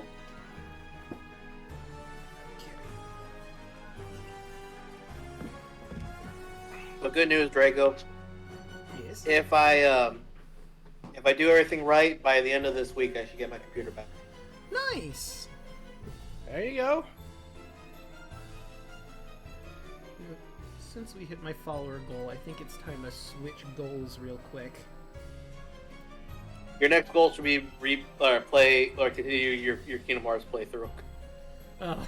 I don't think he got to twist his arm very much for anything like that. Yeah, I mean, I think it'd be the same way of Zelda. Draco would be like, "Oh no, don't make me play Zelda." Oh no. I mean, Well, I actually did research, and that was a false flag that was going around. oh, Because a lot of other people were doing the game and haven't gotten any single thing that have a lot more followers than you do. Like there's I've seen several guys that have put on full fucking playthroughs of the entire franchise. okay. Well, if that's the case, then I'll make. Let me type in a description. Bring KH2 back. Let's say 10 subs for Kingdom Hearts 2. Actually, you know, yeah, let's caps lock. Start goal. And then I just have to adjust it. Grab that widget. Oh yeah, that's right. I have to do it on... Whoops. Didn't want to do that. Well, while I'm getting that sorted out, how's everyone doing tonight? Doing good. Oh, Rabbit. I know you were. I'm not sure if you were still here, but. Oh, I'm here. Oh, I have to find you the one that I have, but when you were talking about dice towers earlier, one that I've actually had at my desk for a while is from a company called C4 Labs. And they actually have some really nice acrylic dice towers that... Oh my god, I just have to find the one that I have exactly, but... For an acrylic that has some unique designs on it, I highly recommend those, and those are actually pretty reasonable too. I'm not gonna lie, Rabbit. I'm kind of surprised that Connor hasn't offered you to get you a discount from their Die Hard sponsorship. Oh, he knows how I am. He knows I don't ask for things other than just a simple paycheck and pat on the head. You know? Discounts and whatnot will come organically or whatnot if it comes down to it. Yeah. And if it really comes down to it, Connor and I have known each other for so long. I can pretty much tap him on the shoulder and be like, "I want that one," and I barely ask him for anything, so he'll be like, "Yeah, maybe that might work." So, you know, Onyx... No, I'm one of those people who I don't outwardly, like, I'm just like, I need that all the time. I try to go off of anything I can earn myself, and then if it's a really tall mountain, maybe, because I have my mother and father's stubbornness, maybe I'll look over and ask you for a rope and a pipe. Yeah, I hear you.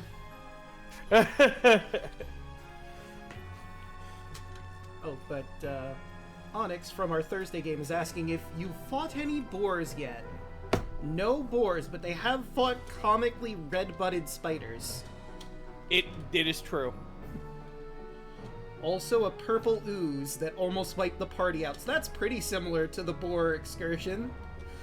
So, in the Thursday game, the first thing they fought against was this giant white boar, which they were going to try and be strategic about killing, right? Like, yes. Onyx's character is a monk, and he was trying to, like, sneak up to get a better look at the boar before they started setting up traps. And he did really well, up until he wanted to look into the cave, where he rolled a natural one, stepped on a twig, and alerted it immediately to his presence. And Oh, you're talking about Androskin. yeah. and then he got gored by that boar and killed him instantly. But he got better because a random lich decided to bring him back to life for plot reasons. Oh hell! I still say the clay golem was the best one. Yeah. Oh, the clay golem. So this. I ain't hear no bell. Yeah.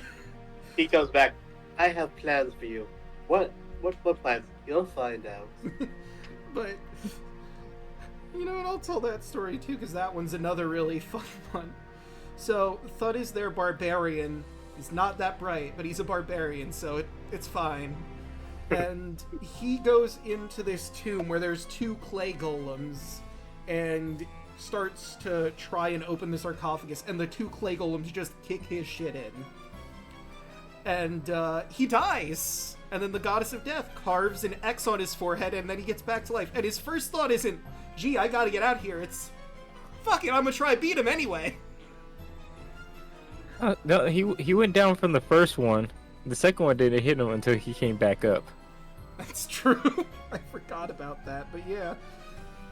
Like, my god, that was scary. Anyways, I gotta punch these clay golems. Like fucking in Loki. Oh, very sad. Anyway. He had a Rocky moment. Yeah.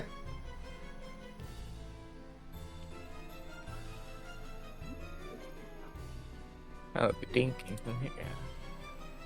Oh my god, that is a wild dice tower you just posted, Milla.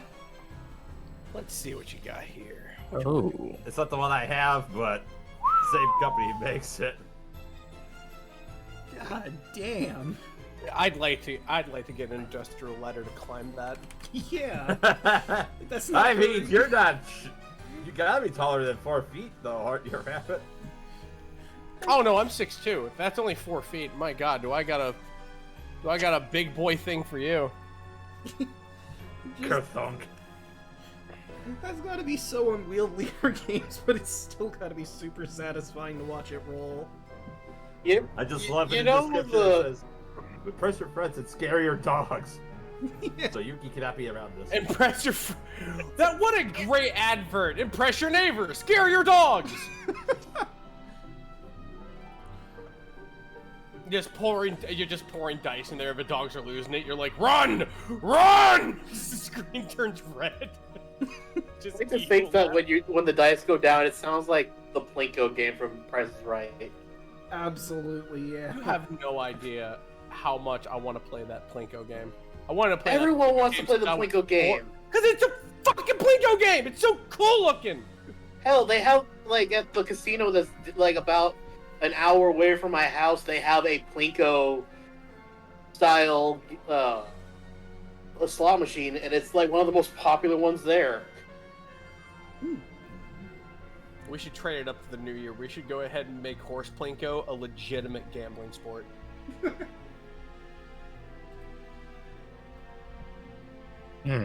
No? That's a no on the horse Plinko? I don't know what horse Plinko is, or else I probably would say yes. I mean, I think I know what can't- you're talking about. I can't believe none of you know horse Plinko. You have to have seen this GIF in social media. It sounds familiar. I put it in general. You have Oh my god, Yeah, no, I have seen that's that. exactly what I thought it was. Yes. Thank God, Draco. Thank God you're in on the joke. Yeah, I know it too.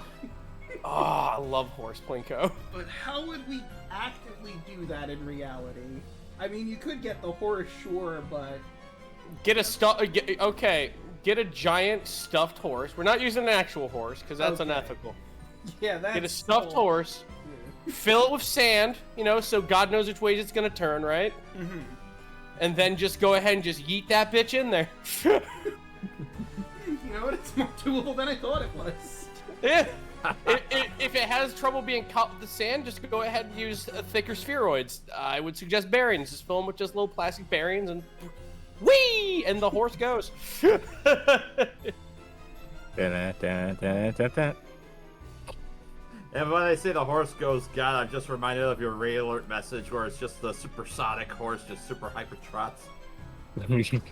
Man, I lost that video on my old rig. I'm so annoyed because I love that thing so much. I got that. I laughed myself into unconsciousness.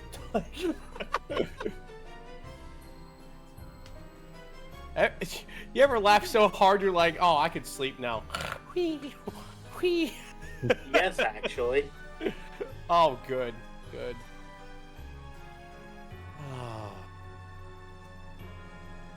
So how are we feeling? Is everybody back? Yep, I'm back. believe so. Oh, I'm back. By the I've way, been I here. just realized I forgot to, like, I gave you all your own rooms to write personal notes in character, or whatever you want to do with them. I realized I didn't set up Snack's room, so now Snack has his text room to write in. I was sorry, wondering about that because I started looking at that. Yeah, I thought I did it, but I guess I forgot to pop it in. My bad. Snack sensations.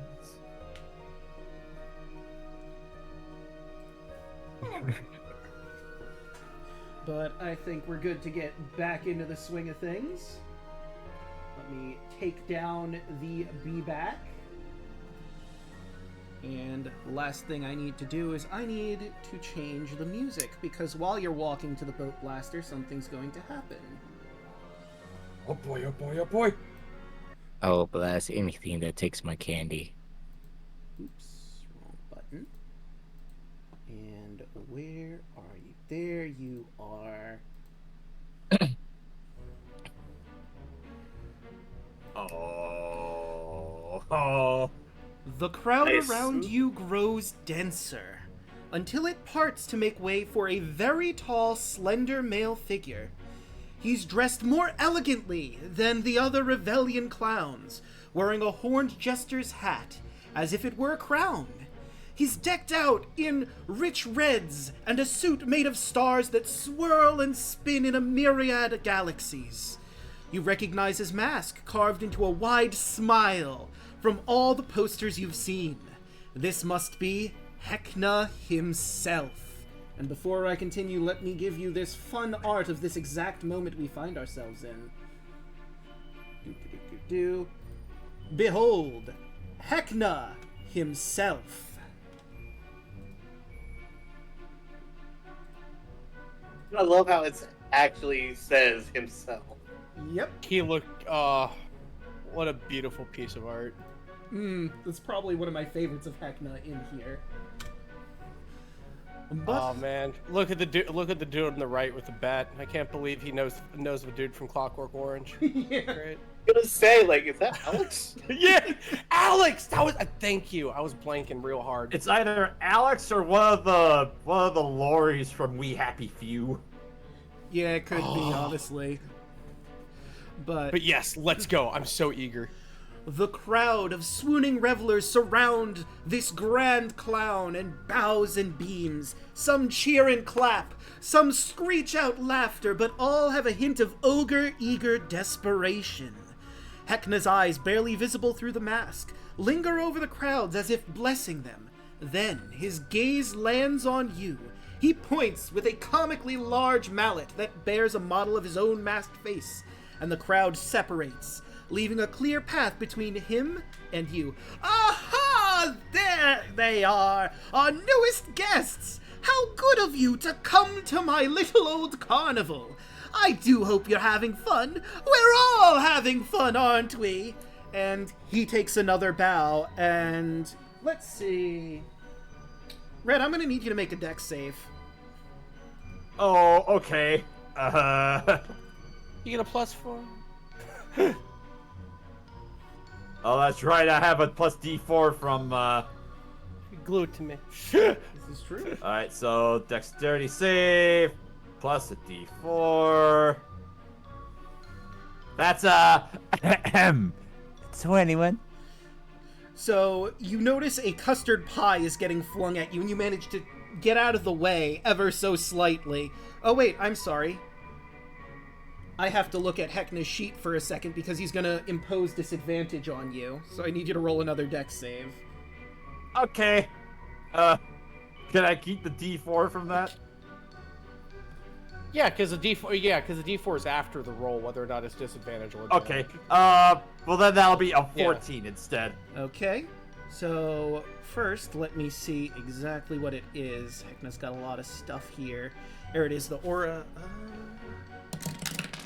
All right. So you go to try and dodge out of the way of this custard pie he's flinging at you, but you know, you feel a sudden bite in a very sensitive area that you weren't expecting from some sort of bug, and the pie hits you square in the face. I like to imagine Red just kind of thinks about it. It's just like he kind of goes to duck, but then he kind of feels something like biting at his back, and he instinctively stands up for that. It's just like, and it almost looks like he's just leaning into the pie. Yeah, pretty much. And he goes, "Oh, oh, my mistake. Oh, I'm so sorry. Hold on, let me help clean you out." And he starts pulling out handkerchiefs from his pocket. You know the gag, the ever-growing long... we all know the gag. We all know the gag. Going. And he says, "If you're impressed with the size of my hankies, wait till you see the size of my feetsies."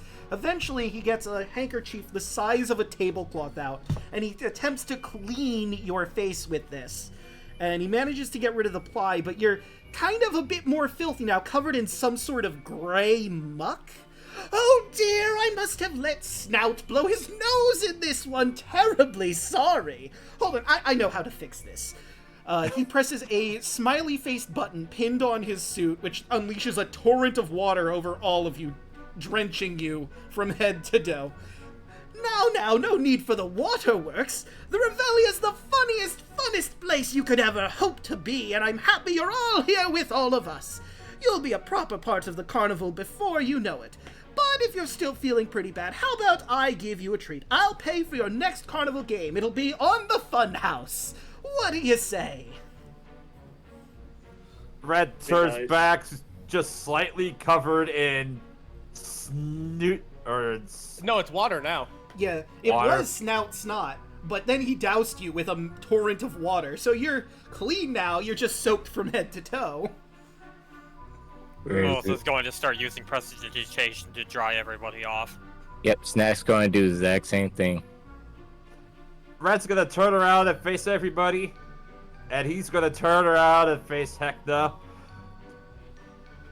You know, index finger and chin, or index finger and thumb to his chin, left arm supporting his elbow. He's gonna look at him. "Well, as a matter of fact, our most gracious Heckna, we were just on our way to the Boat Blasters 9000. Ah, fantastic game, and I'd be more than happy to pay for your first game. You could use some more fun, I think." It is mandatory after all. Indeed it is. You're learning already. Man, that was a perfect good pie you wiped away. This is a shot in the dark and but can I insight Heckna? You can certainly try. What are you trying to learn about him exactly? If there's any, let's say,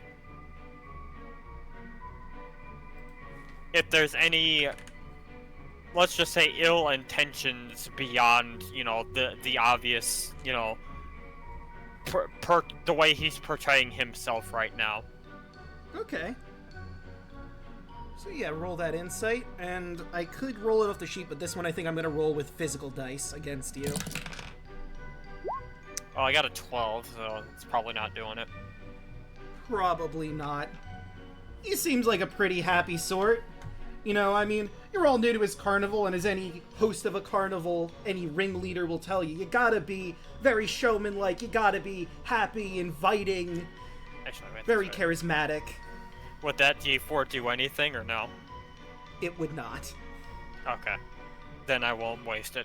You know, Here's my question. You know, at the end of a day, you know, he does run a business. So, Like, I mean, I could tell you what he rolled, not what's on the dice, but what the result was. 22. Yeah, they ain't doing shit. For insight? No, for deception. Or not performance, persuasion, deception, one of those.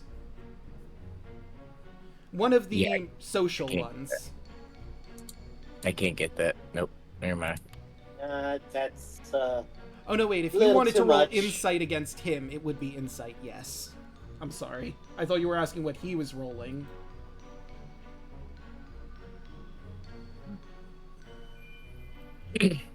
Anyone who wants to roll insight on him, you gotta beat a 22. Yes. Yes, I will Even- definitely go ahead and do it. Even Let's- with the nat 20, I can't get that. Let's go, Royal Courtier. 20, but with a little guidance. A D4. Just short. So close. Exactly It's so poetic though. Yeah, So close. Because I can still say what I wanted to anyway. it's true.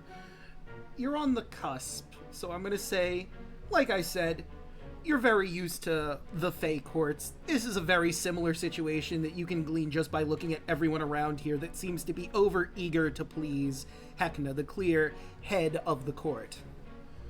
You know, the usual bells and whistles to this sort of thing, and it's very, very similar to that. Granted, the Revelia is definitely more carnival themed than you're used to. More of a more mortal spin on the feature, as it were. But you're sure he's just, less trying less to... mist and people on the silks worshipping Oberon and Titania.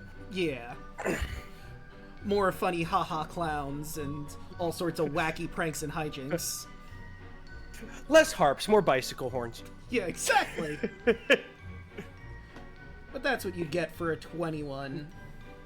Well, Heckna might just notice this about him. He might notice that Watcher's watching the people worshipping him instead of anything else, and that might give him a thing. That he's also a Fey thing. Interesting. Same with Snack. Well- Oh yeah, you also one of these. Mm-hmm. It is lovely to meet you, Heckna. And I'm terribly sorry for my forwardness, but I am Watcher of the Midsummer Court, and I just humbly bow to him. And it's a pleasure to meet you as well. Always nice to meet new guests of the Carnival. I've seen some of your work already. You did quite a number on that Sioux cruise. Or so I hear. And then Any follower of Queen Titania and King Oberon does know how to defend themselves, and I thank you for your kind words. And as he says that, he just takes like his hands, like catching his words and putting it to his heart. They do indeed stir me, as I hope my words will stir you. After the game, I would be interested to bequeath unto you the words that Queen Titania and King Oberon have given me to say unto you. You have been very hard to find for us throughout the Feywild, but it might have been a joke of yours now that I think about it. I had to go to the Fey realms and get in the hard way. The mortal realms, I meant the mortal realms. Right. The mortal realms and get in the hard way. Interesting. Maybe I could stick around a little after the match. I'm a very busy clown, but I'd be willing to see what Titania and Oberon have to say to me. It would be rude not to accept their words, after all, and I wouldn't want to be an awful host. I thank you for respecting the Midsummer Court, and for the time as to be. The fun interactions aside, I have found your realm to be also very stimulating. I thank you, Heck. And I go ahead and bow again, as only, a royal courtier would. Oh, excellent. You must tell me what your favorite part of the carnival was so far, as he wraps his arm around you and you all start walking. Oh, I believe my favorite part so far has been the various foods and drinks that we've partaken so far, I must admit. Ah, yes, they have quite the talented people working at the food court. Felix is currently in my favor right now. His drinks certainly are great, especially that Heckna's boot, though a little pricey, of course. Yeah, I love the cotton candy one there. Ah, yes. The cocktail's pretty great, huh? He elbows you a little snack playfully. Oh yes. Lilith with the most like straight-laced smile would just say, "The dunk tank." Ah, yes, I saw that. You know, I'm impressed most people get a little bent out of shape after getting dunked, but you're a good sport, Lilith. I like you. I'm sure you're going to get far here in the Revelia. Well, one thing I've learned from my previous experience at carnivals, sometimes you have to sacrifice yourself for the sake of the punchline. Ah, a fellow carnival, carny. And for me, the various creatures around here are very unique. A sucruse is a very amusing play on words, I must say. Nothing quite like we have back at the Midsummer Court. I must say, your machinations are something to behold. They certainly are, though. To be fair, I can't take all the credit. Sophie does a lot of good work on those various beasties around here. When Heckna says a fellow carny, she just kind of smiles and says, only small time. Nothing as big as what you've got going on here. You'll smile at that. Listen, Lilith. We all start small time, of course. Even myself, I wasn't always the powerful cosmic being you see before you today.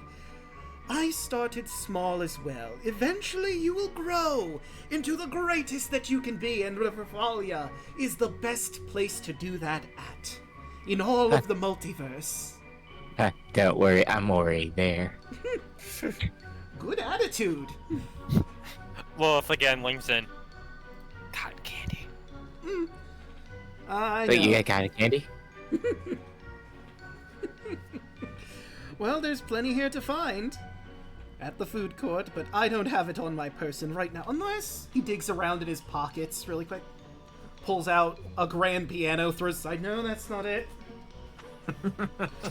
God, I'm just getting like discord from My Little Pony levels of energy from this man.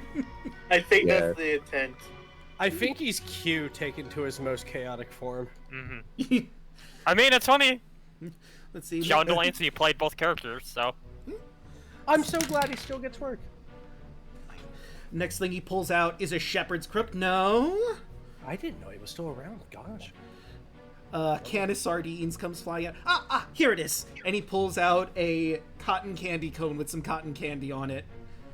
A little bit of, lint on the top that he flicks off and hands over to Snack. Snack grabs it really fast as his eyes dilate. You watch him move the bandages away from his mouth and just starts chomping down as he's walking. Thank you. Not at all. And such a lovely host you're being. I myself am very grateful for the hospitality so far. And for the creatures, I understand. The midsummer court is not also without its own perils. The quicklings. Of course. I've done a bit of research in my time, as I'm sure you're aware, from he touches the side of his nose, message you have to deliver. I'm sure you've been told of my antics. Of course. But anyway, let's get to that Boat Blaster 9000. Eventually, you find yourselves in front of a small lake with some boats in there, and I will show you our game host for the moment. I was gonna say, as they're walking, Lilith was also say, there was actually one other thing that I would say I've enjoyed so far, and that is meeting another one of my own. She kind of, motions to the horns and the tail. I'm guessing Inamina, right? Nods. Yes, she's certainly a great addition to the carnival. Very strong. I did, find it a little odd that she seems to have forgotten much of her infernal, but I suppose when you do something for so long, it tends to go to the side. Yeah, sometimes. I'm surprised I haven't seen any more kobolds like me. I'll have to remedy that, I think. I should find some more kobolds. Or maybe drow. I feel like we don't have enough drow representation either, but we'll start with the kobolds, I think. I was gonna say he gets a bunch of drow and he looks, he goes, I thought these were kobolds. What's a drow? The Revelia, an equal opportunity employer. Well, you see... I mean, kobolds are just so great to get me into small places, you know, for hard to reach things to fix around here. Wait, as he Red just kind of looks at Snack. What? Never mind, as he just kind of thinks about it for a second, but chooses not to say anything. What? The funny thing is that Later. you look at him, and Argyle looks at him, and just gives that look of, don't tell him. Heckna raises his hand up to about Snack's height. Well, you see, drows are about yay high, have dark skin, pointed ears. You know, they exist in the similar regions as kobolds. Not, I mean, they're further down in the mountain, you see. Huh? Wink, wink. Oh lean god, over. existential crisis in 5, 4, 4, 3. But anyway, so... Do they have scales too? No, they don't have scales, I'm afraid. It's mostly skin, you know. Hair. Huh. You watch Snack just like takes the bandage off his mouth and his neck, and you just see scales going from his neck up to his jawline. Blue scales. Oh. Oh, that explains so much, I think. Wouldn't you agree, Heckna? I think it does, indeed.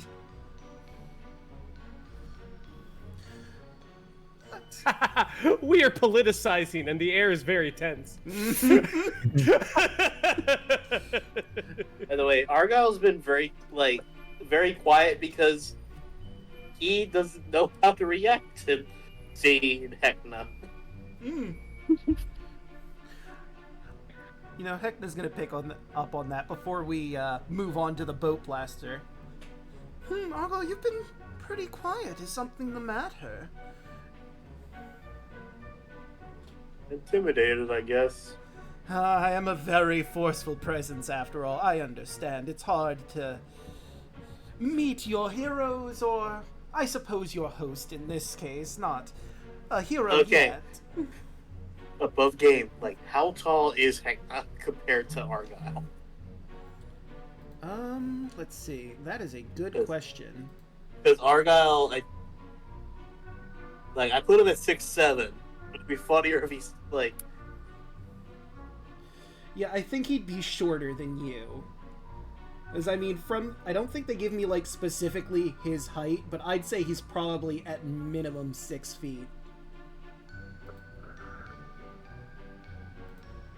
Yeah, I'm gonna say he's 6 feet tall.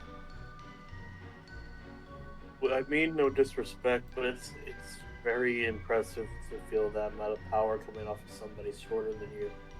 It doesn't happen to me that often.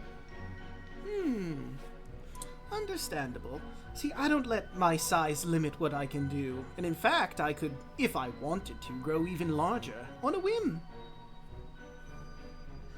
But now we're getting into magic and semantics after all. We have a game to be getting to, don't we? Absolutely. And Let's lead on. Of course. And let me show you the man who runs the boat blaster. One Captain Grogstash. Those are some beautiful shorts. They really are. An elf in a flowing frock coat stands in knee-deep artificial blue water at the center of a large, shallow pool. His bright green hair and beard are tangled and messy. A parrot perches on top of his shoulder, but it has, strangely enough, a pointed tail and horns. His outfit is lavish, but he's wearing no pants or boots, and his boxers are covered in little sailboat motifs. floating in the water are small, brightly painted, beaten-up pedal boats with names like His Royal Hilariousness, I Panic, and The Cheery Chandler on their sides. Hello there. The largest boat sits low in the water, stuffed with 5 individuals in brightly colored clothing, typical of the Revelia. They're all splashing water at each other and waiting for the game to start. Captain Grogstash looks up. Heckna! What do I owe the pleasure of having you come here for my humble game? Captain Grogsmash, I'm here to help our friends play your fun game. I'll be paying their costs for their first game, and I'd be happy to have you have them get whatever boat you think is best for them. Right away, right this way. He'll lead you over to the boat labeled His Royal Hilariousness. Yes. Yeah. Yeah, boy. I'm down for this. So, I'll tell you the rules. I will have to set this up on the battle screen, but you're all going to be in a boat. Single boat. Okay. One of you has to be the driver, and the others can man the cannons, air quotes, on the sides to fire them. All right. I what nominate is Argyle the- to pedal us. What is the? That'd be so funny. What is the what skill is needed to drive the boat? So let me see. Small boats, small creatures, medium, opponent's big boat, cannons, sinking boats, falling into water. Let me see here. Where is it? I know it should be here somewhere. That's the opponent's boat. That's the cannons. Doesn't specify. That's weird. I'm gonna say athletics. Athletics would probably be the best thing to pedal the boat and turn it. So I think Argyle is probably your best shot here. Yeah, because I was 7 in athletics, actually. Like you said, it'd be funny, but he is the strongest person probably in this party, so... So let me tell you about your boats and the combat you can do with them. The boats have 100 HP and 15 armor class. They're immune to poison and psychic damage, obviously being, constructs. As an action... Oh, wait, no, never mind. Here it is. As an action, a creature can pedal the boat to have it move up to 20 feet per round. The small boats have 2 cannons on each side. There are... Okay, they're in the large one. So hold on. If this is...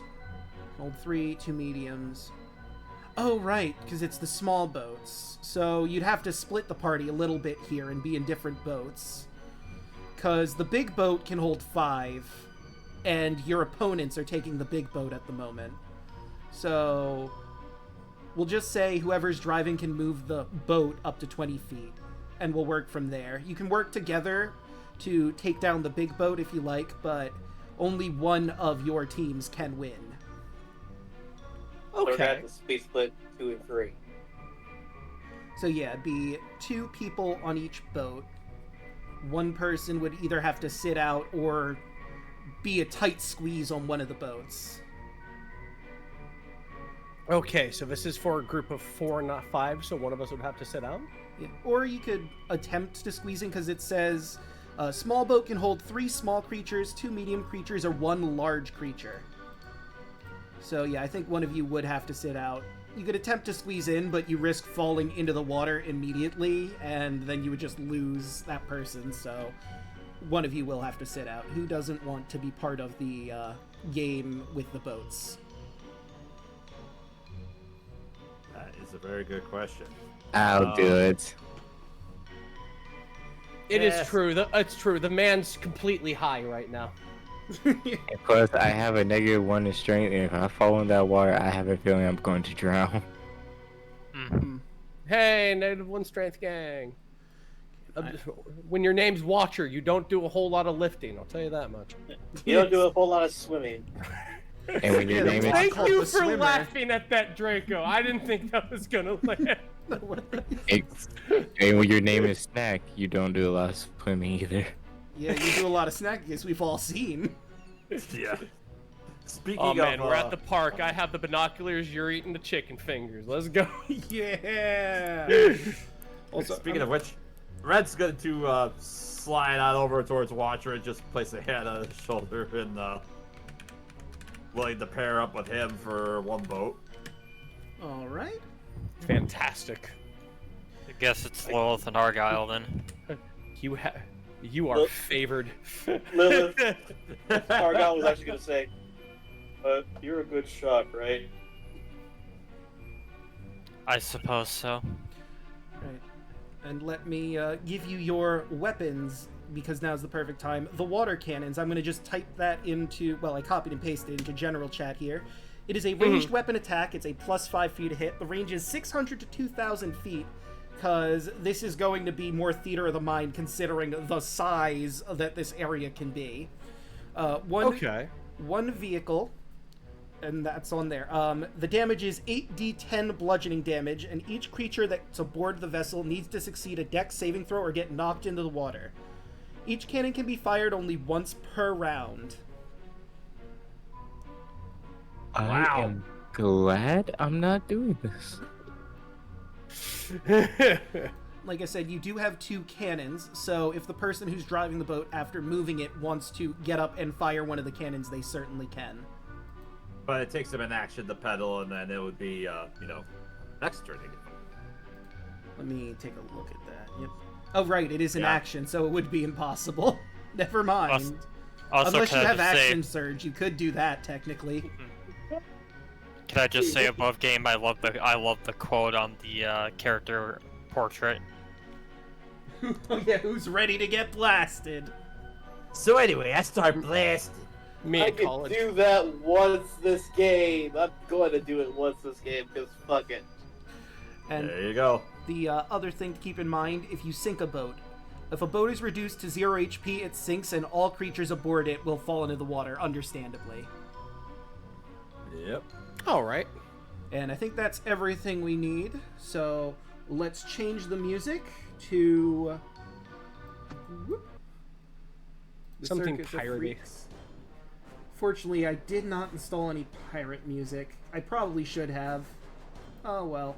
And I'll move you to our landing screen so you can grab your tokens and we can roll for initiative. Gotcha. Grab our strong arms. Snack's just sitting down, just chowing down on the cotton candy. 19. Yeah, if you fell into the water, the cotton candy would dissolve, and you'd be like Zoidberg going, "Oh no, I'm coming down." Or have you ever It's not seen... okay because of the water. It's that one gif of that raccoon. Yeah, I was just thinking yeah. that too. Oh God, that was so sad. I was It just like, "Oh, was. buddy." Oh, buddy. And he kept doing it, and I'm just like, no. That poor raccoon. Oh God. He found out, for context, though, he found out the hard way that raccoons normally wash their food in water, but you can't wash cotton candy because of its dissolves. Yeah. It doesn't know. It can't even vote. Yeah. That's when- Imagine if they could, though. That's I'm when glad Snack's Sean going. that way. That's when Snack's going to be throwing spells. Mm. Let's go back over. Catch these hands? No. Catch these bolts. I got the fire. I got the witch. You can get the orb. Okay, and now. Boop, boop, boop. Oh, everyone needs to roll their initiative. Who's in Oh, the game? yes, of course. Of course. What is the music? There And you go. also, Loopy the music. 5? Oh, I guess it got unlooped. That sucks. Back in. That is a Get back in there. God damn. Just Heckna just slaps a record player. Hold on a second, fellows. Boom! Hey! So that's where that music was coming from. Oh, that was good technique. I do my best. So technically, since you pay for those for a free game, do I still get one free one? One free what? Free game. Oh? I suppose that's fair. Ah, what the hell? Why not? I'm in a pretty good mood. Yes. I think that's everyone. Okay, so let's bring this to descending order. Argyle is first, but before that, let me scroll back up here. You notice as the pool that you're in shifts, what was once a small little artificial pool transforms into a vast ocean. Significantly different from what you stepped in. There's the big boat with 5 jawbreakers that you can now identify from Map's intel as strong arms, a bunch of big buff dudes wearing masks. There's 5 of them on the big boat. And your goal is to try and knock all of them off as well as your opposing boat. So, Argyle, they're a ways away from you. So you're probably going to have to pedal up a little bit closer first. All right, Argyle goes the I guess the 20 feet.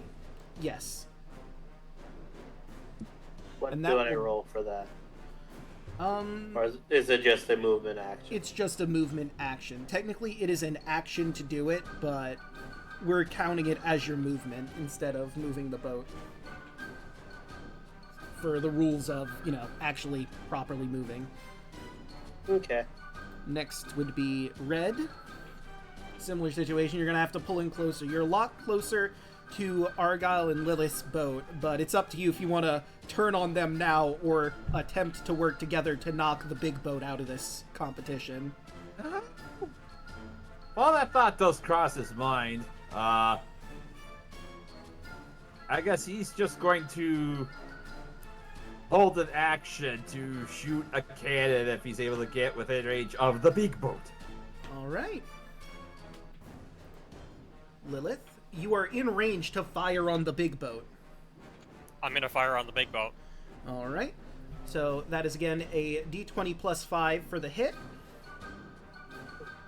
So anyway, Lil just started blasting. Yeah.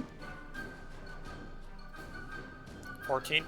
That will hit. Next roll the 8d10 of damage, and these jawbreakers need to start rolling their saves to see if they get knocked the fuck off this boat.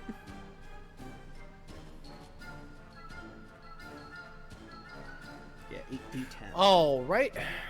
And now I will start rolling their deck saves. Okay, so... That's 40 damage. All right. Now that's a lot of damage. That is indeed a lot of damage.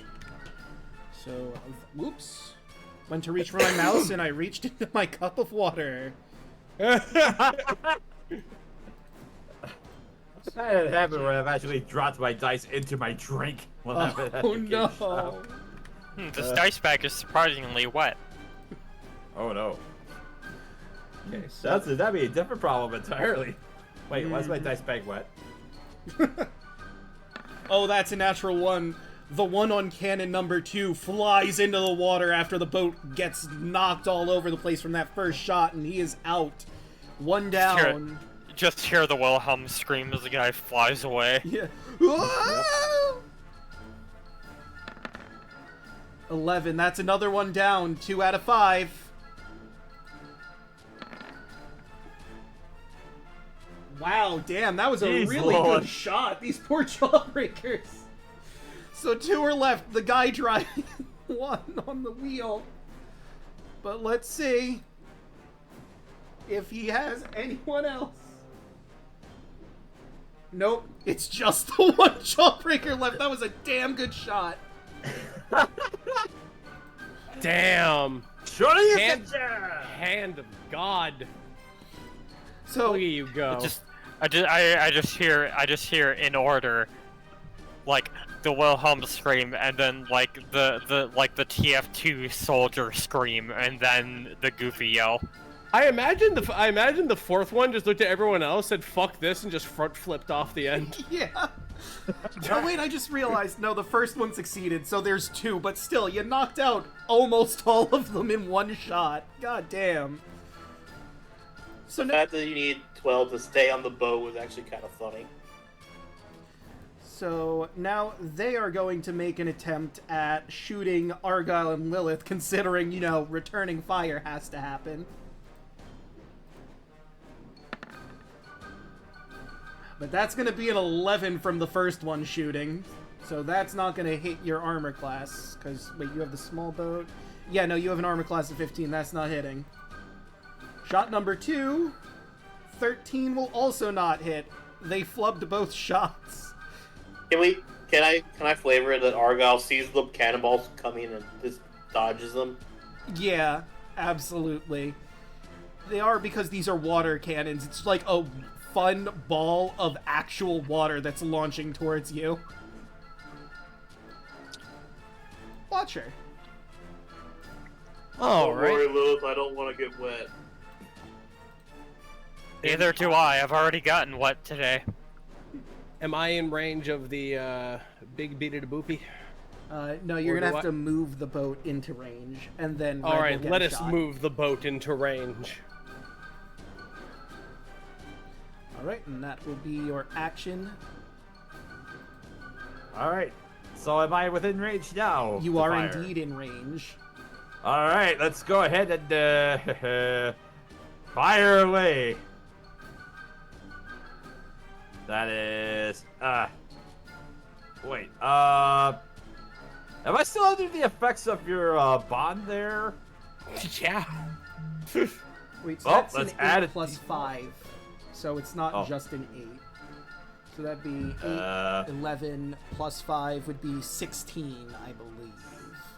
Yep, that'd be 16 Yes. there. And that will hit. So roll 8d10s of damage. Thank you, Bond. Let's Don't see, thank so me. You better fucking thank the Tanya. 8d10. Thank you, Titania. Ah, 25 points of damage. Minus 25. And now the last two need to make these dex saves. Fair thing, Peggy. Thank you, Peggy. Well, that's a failure. They both fly off and they curse audibly. I just like to hear another soldier yell at the heavy.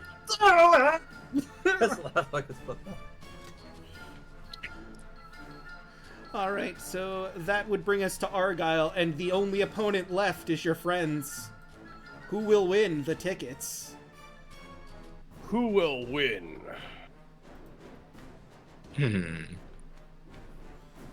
Lilith, you want to go for this? We'll split the tickets. Shrugs.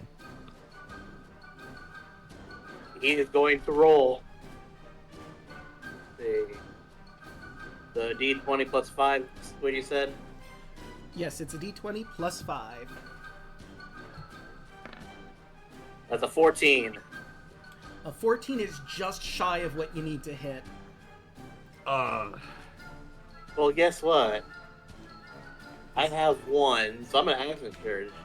Oh my god, he's going for it! Will he get the shot in? He's surging up. The 22! That's gonna He's hit. surging, brother!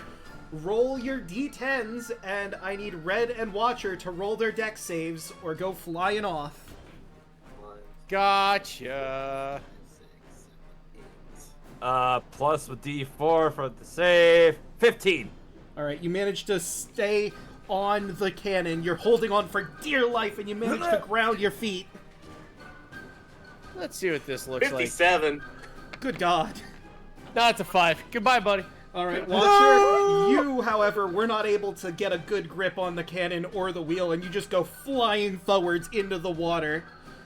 I just imagine the water jet just hits him directly. Yeah. I'll make a show of it. Let's Watcher, see. you here? Sorry, So- Watcher. For... Like in a very, very, very quiet type voice. He's far away. Bye, wish I- Watcher. Bye, I wish- Watcher. Bye. I wish I could just mage hand the middle finger. But I'm not that kind of character. So, for Red's Sleep. reference, that took out like half of your boat's health. You have 100 and you're at 43. Your boat is looking very, very rough. Snacks, chuckles, swish flash, Washer's taking a bath. Meanwhile, I'll do this now. Watcher, you find yourself back in the artificial pool, and you walk out, and Captain Grogstash holds a towel for you. I'll give you a towel for 5 red tickets if you like. I'm more than used to the water. Thank you very much, though. Fair enough, lad. Fair enough. Meanwhile, I'll walk over to Snack. I will snap and use prestidigitation, dry you off. In retaliation, here, have a guidance. He just taps your forehead.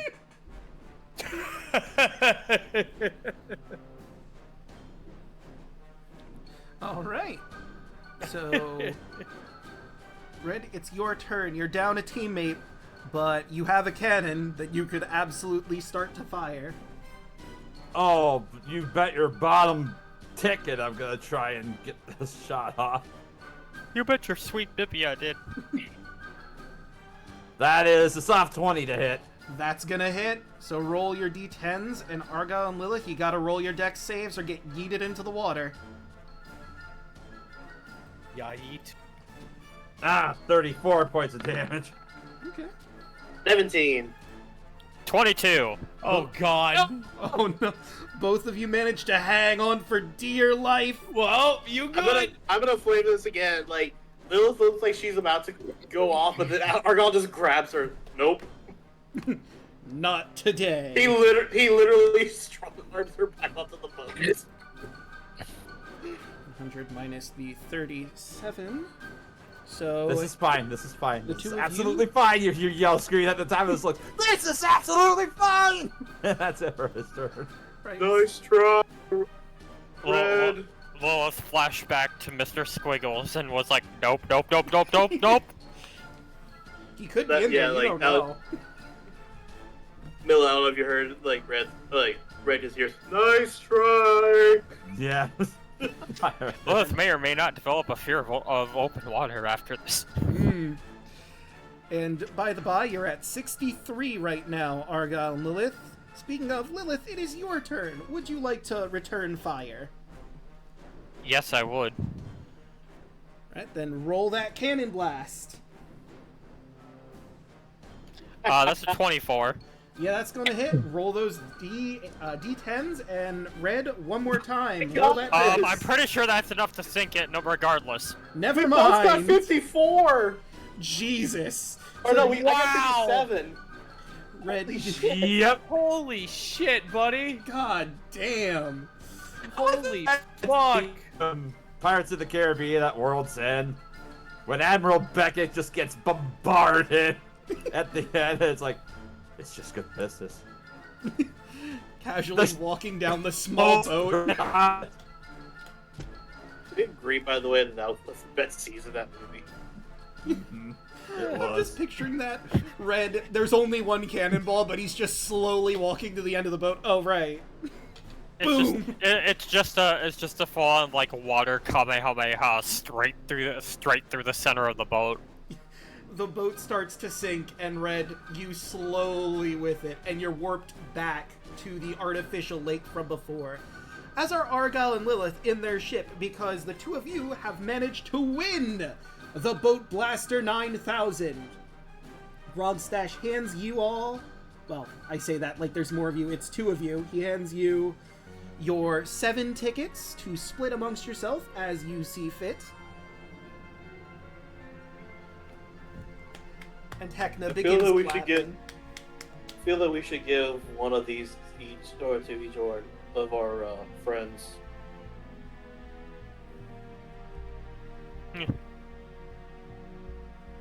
I mean,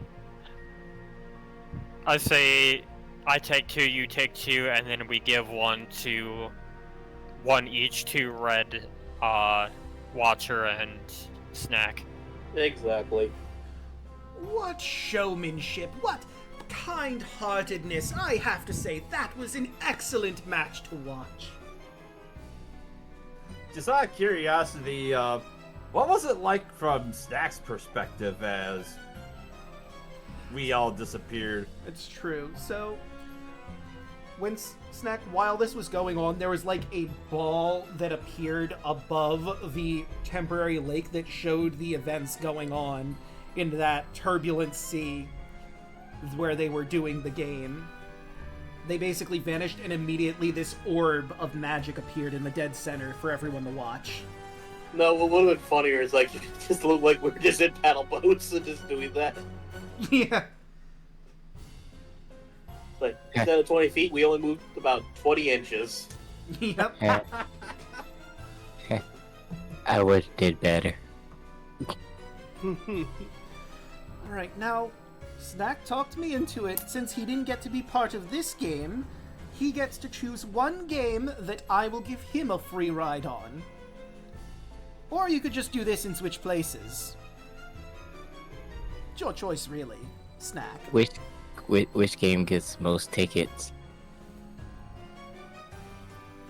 Well, this one gives 7 to the winning team, but that has to be split up.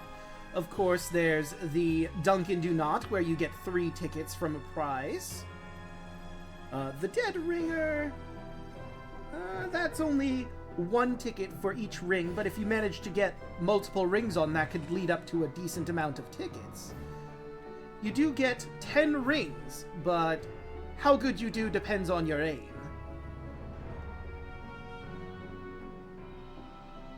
I want to try that one.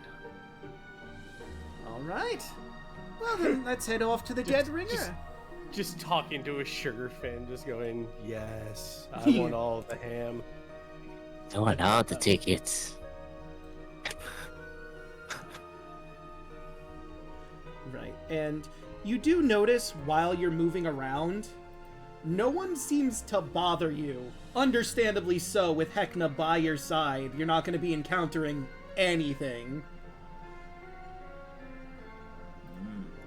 You would have to be stupid to actively try to assault a group with Heckna. A Sucruse bubbles out, looks at Heckna, makes the shape of a finger holding and then just goes back into its hole. Yeah.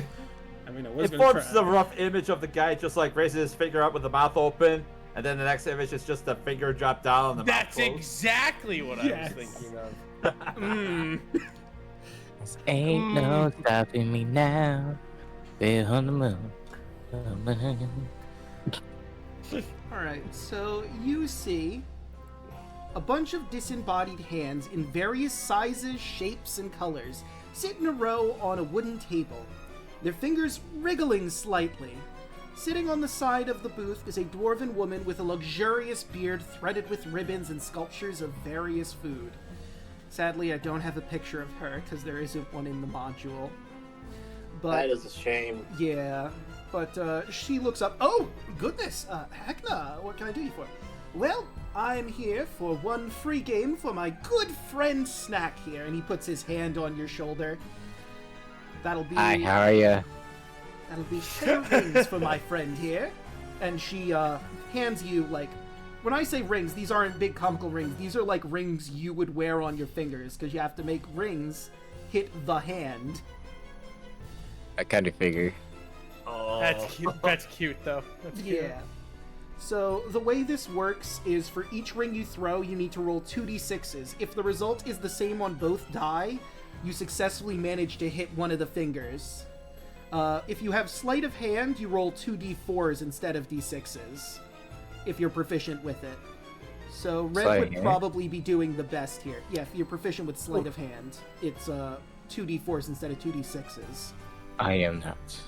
So you're going to be rolling 2d6s, and you do this 10 times, and every time you get the same number on both die, you get a ring on. Give it a shot, dude. It's only probability. Yeah! Alright. If you're really One. lucky, you can I build mean, up. free tickets. Fail. 2. Not quite. You go a little past one of the pointer fingers. 3. That's again... 4.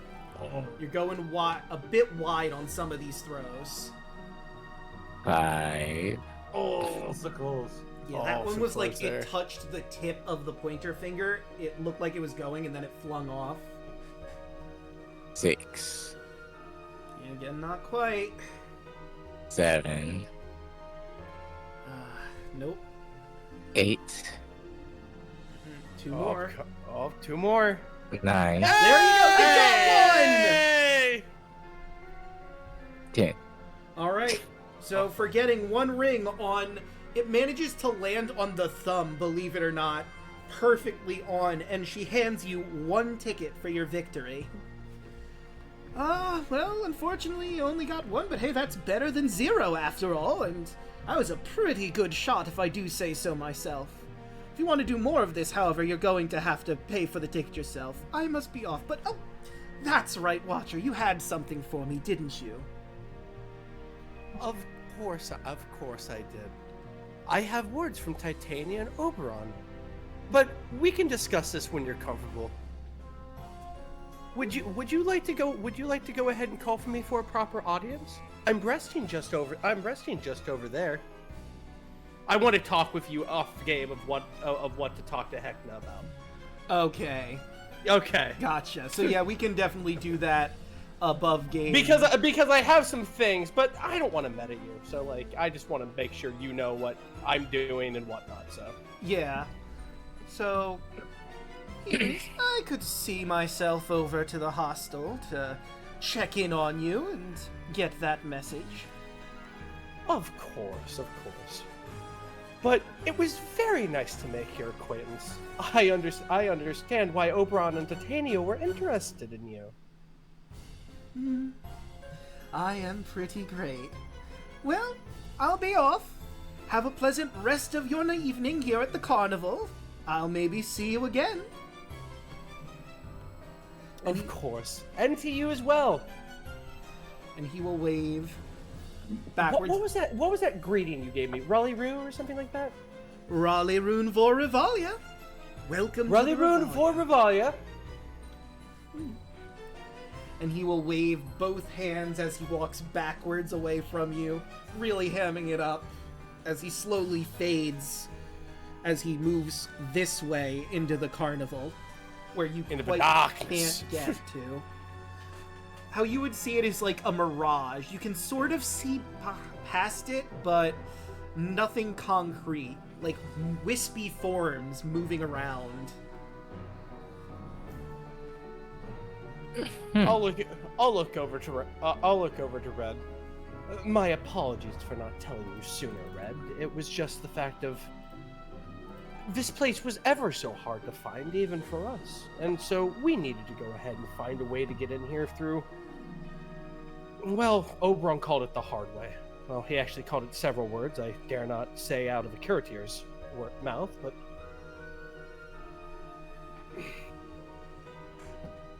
Kind of doing like the best way I can describe it.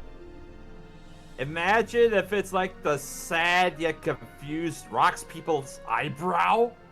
Just turns and he looks at you. no. What What was a word that you would say? Complex.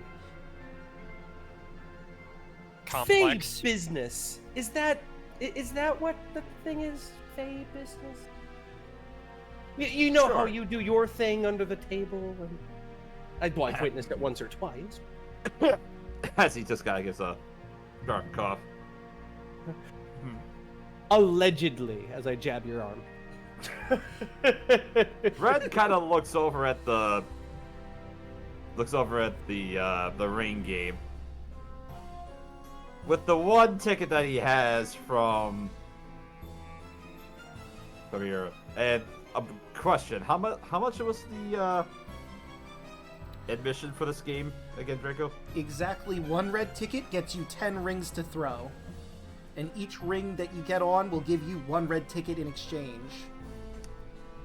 Thinking about it. I think. Why not? Let me give it a shot. As he'll hand the gal the 1 ticket. Watcher will clap. I do love watching your accuracy. I think you're going to be skilled at this one. She takes your ticket and hands you 10 rings.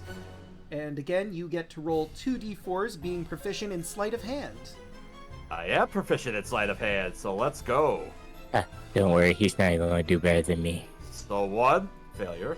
2, failure. 3, failure. 4, so close. Come the fuck 5, on. come on! 6, Oh no! 7, Oh, Come on! 8. Oh! come on! Hey! Yay! Lucky number One! 9, I swear to God. I broke even, baby! Last Again. one! Yep, you managed 10. to break even. She hands you the ticket you gave her back. I give it back to her. Let's try it again. All right, here we go. Another round. Let's go. Above game, Look, you have to Red. roll doubles. Is that what we did? Is this? Yeah, you have Yep. to hit doubles. All Look, right, Red. First one. Hey! Holy Here we shit! go. Second. Nah. Third. Two. Motherfucker, let's go! Let's go! 3! Hey! Oh, yeah! 3, baby! Oh, 6. Oh, wait, Hey! Lord! Four. Mother God! Let's go! 7. Okay. 8. 5! 5. 9. And 10. All right, she hands Holy you That 5 was shit! You really got tickets. 5, impressive. you mad bastard! It's Damn. a hell of a profit, honestly. Like you guys hear Argal with like the most energeticness in his voice you've ever heard him. He's like, that was really impressive. You guys just see, What's see the Snack score? in a field position on the ground. I'd say about this point, it's probably been an hour, and you no longer have that flaw, and your nose is no longer red. It's about the moment you enter the fetal position that it finally cuts out. All right. Last time, Draco. This will be the last time I try to do the ring game. Okay.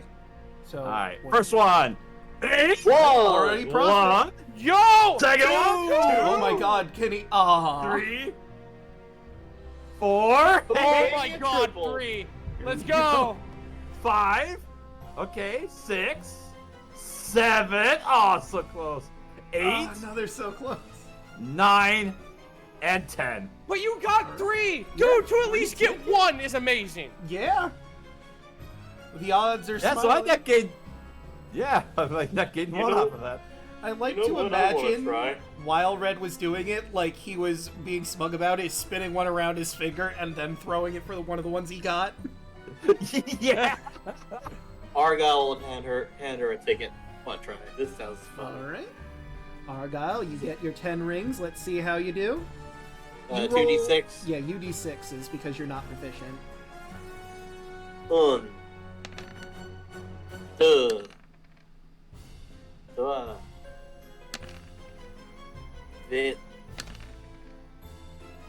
Watcher is enraptured. He's just watching his friends enjoy themselves. Snack is glaring. 5,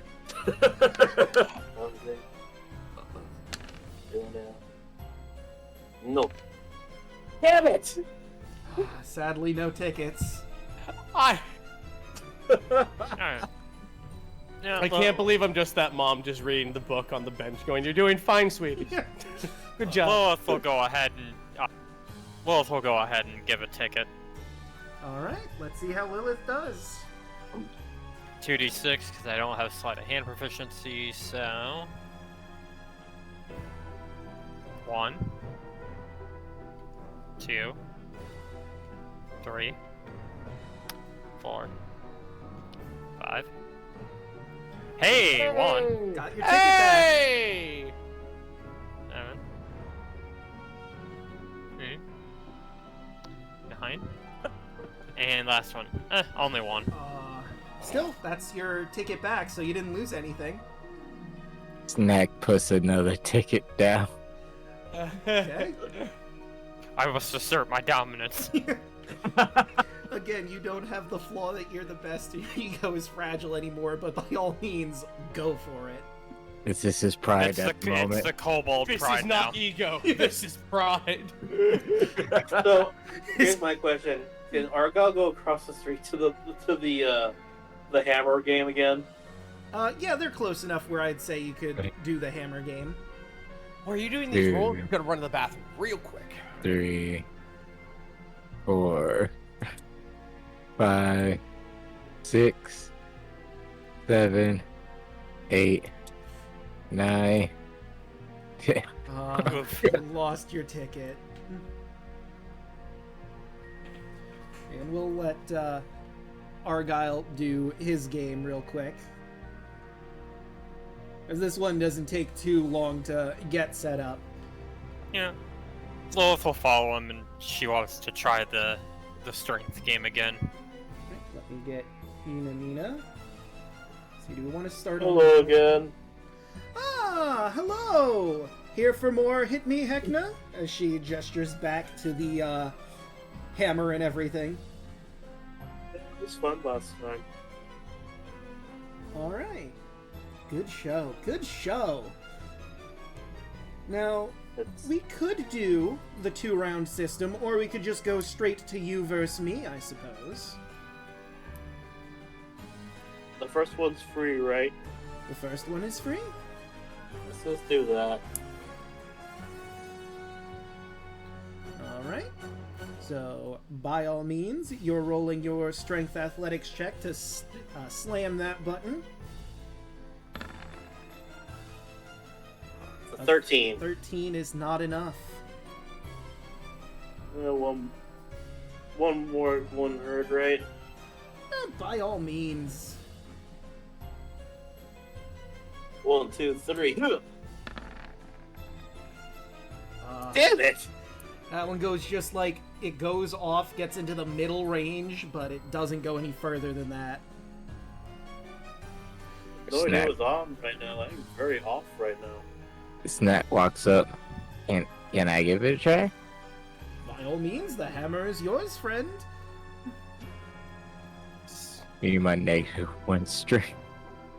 Come Make it on, happen, Stat. boy. Let's go. You gotta hit an 18. It shoots off of the puck, like the puck starting area, ever so slightly goes up and then back down. Ooh, tough break, kid. Tough break. I mean, you're free to try again if you'd like, but, It slipped. Hold on 1 second. He starts rubbing his hands together and then grabs it and he goes to slam it down. 14. This one does better. You get to the middle range like Argyle did before, a little past him, and then it comes back down. So Argyle's going to do it one more time. I feel good with that one. I did better than him, so yeah. You say that. Yeah. Well, I mean, you know, he's got to shake the rust off, I suppose, from last time. That one again is on the lower rung. That 25 on the other side. I'm like, why the fuck is... Yeah. We keep doing this. You sure it was rust? 21! Yes. You manage to hit the bell, and Heckna shouts out from the top, "Ah! It got me! Ah!" And 3 tickets come floating down. Oh, boy. And, I think this is a good time for it. So, this game uses milestone for its level ups, and one of the milestones was to play certain play Carnival games and also get some encounters done. So you're all now level 3, by the way. Oh wow, Yay! really? Yeah. No, what's up? I mean, it seems like the appropriate time. You've played every single Carnival game there is here. It'd be weird not to give you the level up. Nice. But Okay, so before they do the level up, can he do the challenge? Yes, he absolutely can before you do the level up. Inamina versus Argyle. She will swing. And hits the bell. Bing! Ah, she got me! 23, you also I hit. did better than her this time! Yeah? Whew! Damn! She'll, like, just off the side, you're, like, on her left, and she just hands over the red tickets to your waiting hand. You get 5 red tickets for a profit of 3. since it costs 2 to do the challenge. Yeah. Well, Lilith will step up this time. Why not? I didn't do so well last time, but let's give it a shot. Hey, there's enterprising. I'm at 10 tickets now. I'm back where I started. I'm gonna do my level up now. Oh, so we're level 3 now? Yes, you've all made it to level 3 by playing all of the Carnival games and getting some encounters down. That's enough to get you to the next level. Once we've concluded the game here, I'll go ahead and level up. That makes sense, yeah. I'm gonna go ahead and I'm gonna take my shot. I have spells. That's a lot of copy paste. Yeah, that's fair. You know, you play Dan. Mm-hmm. Every time you level up, I imagine you're like, give me a second. You just shriek into a pillow for a minute. Yeah, let me just look at all of the spells at my disposal and figure out what it is I want. Ooh, that's a lot. Choice paralysis, and I just fall over. Like, yeah. I mean, like, what I like to do is I'll look through what spells I can do beforehand and just plan out my levels from there. You know, that's what I'm doing. That's what I'm doing in I'm doing in another game I'm playing. Just clerics are so unique to me, and apparently I know everything. I read that in a video, and I was like, "That's bullshit." Yeah, I know everything. That's true. I do know everything. You basically know every single cleric spell in existence of your level, and you can just choose whatever you want on your day getting up. Oh, that's horse bonkers. Okay. So wow, literally that is every single cleric spell. That is elephant ears. Oh my god. Okay. And you also get to include the clown magic stuff from here that clerics get. Ignore that. That would be fun. So let me take a look. Clerics, you get Contagious Laughter when you get 3rd level spells is your one spell. My first clowning. So like when you get your 3rd level spells, then you can absolutely do that. But let's see, where is... Oh, Lilith, you didn't roll your yeah, I was waiting for you guys to finish. First shot's a 10. Yeah, not quite enough. And then we'll... Alright, second slam. Nope. Yeah, nothing doing. How much is it how much is it normally for a second after the free? So the second round you have to hit the bell for her to think you're worthy for her to challenge you. Well, I meant after the free, after the first free 2 rounds. What is it after that? Oh no, it's free until you manage to hit the bell. At least once. And then after you do hit the bell, she'll challenge you, and that's 2 red tickets for the challenge. Well, so I'll just readjust her grip, and I'm gonna swing another couple times. 11. Yeah, that's not enough. It goes almost into the middle tier, but not quite. There we go! There we go, you finally... Ding! Ah! Gosh, again! Oh, woe is me! And 3 red tickets come floating down for you.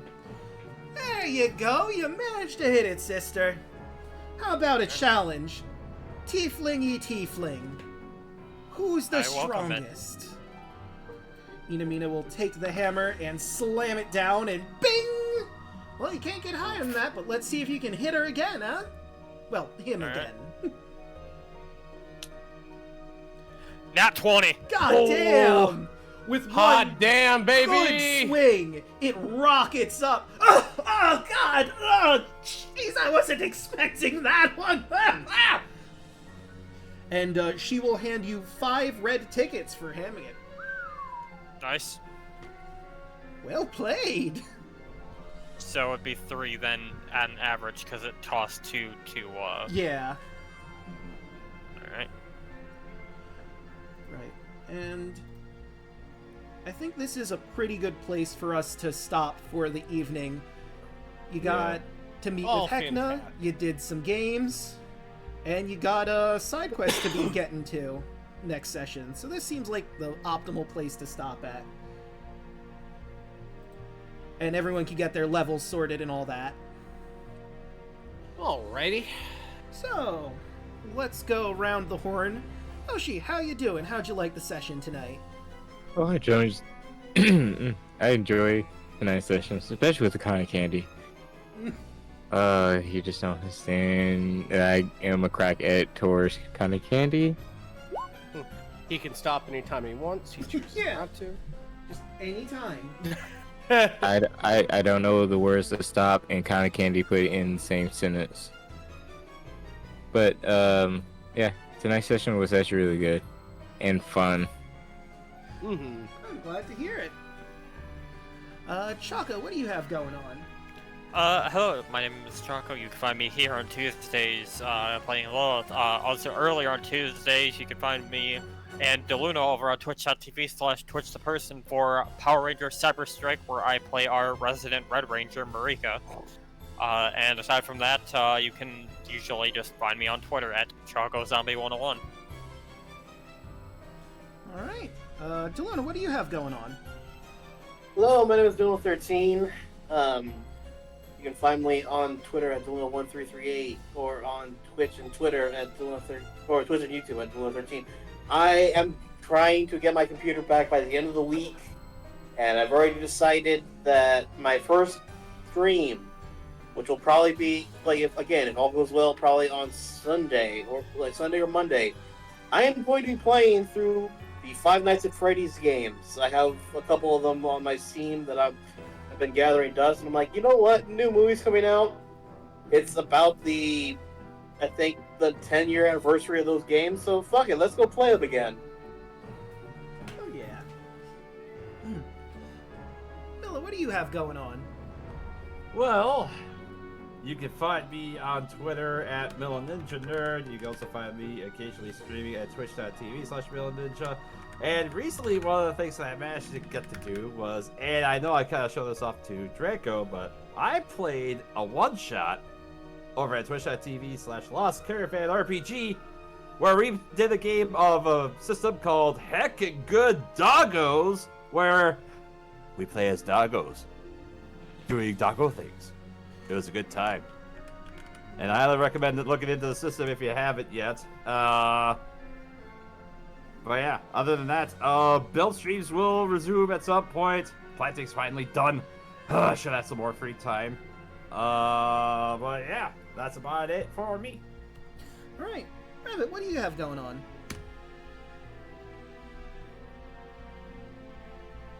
Or Rabbit.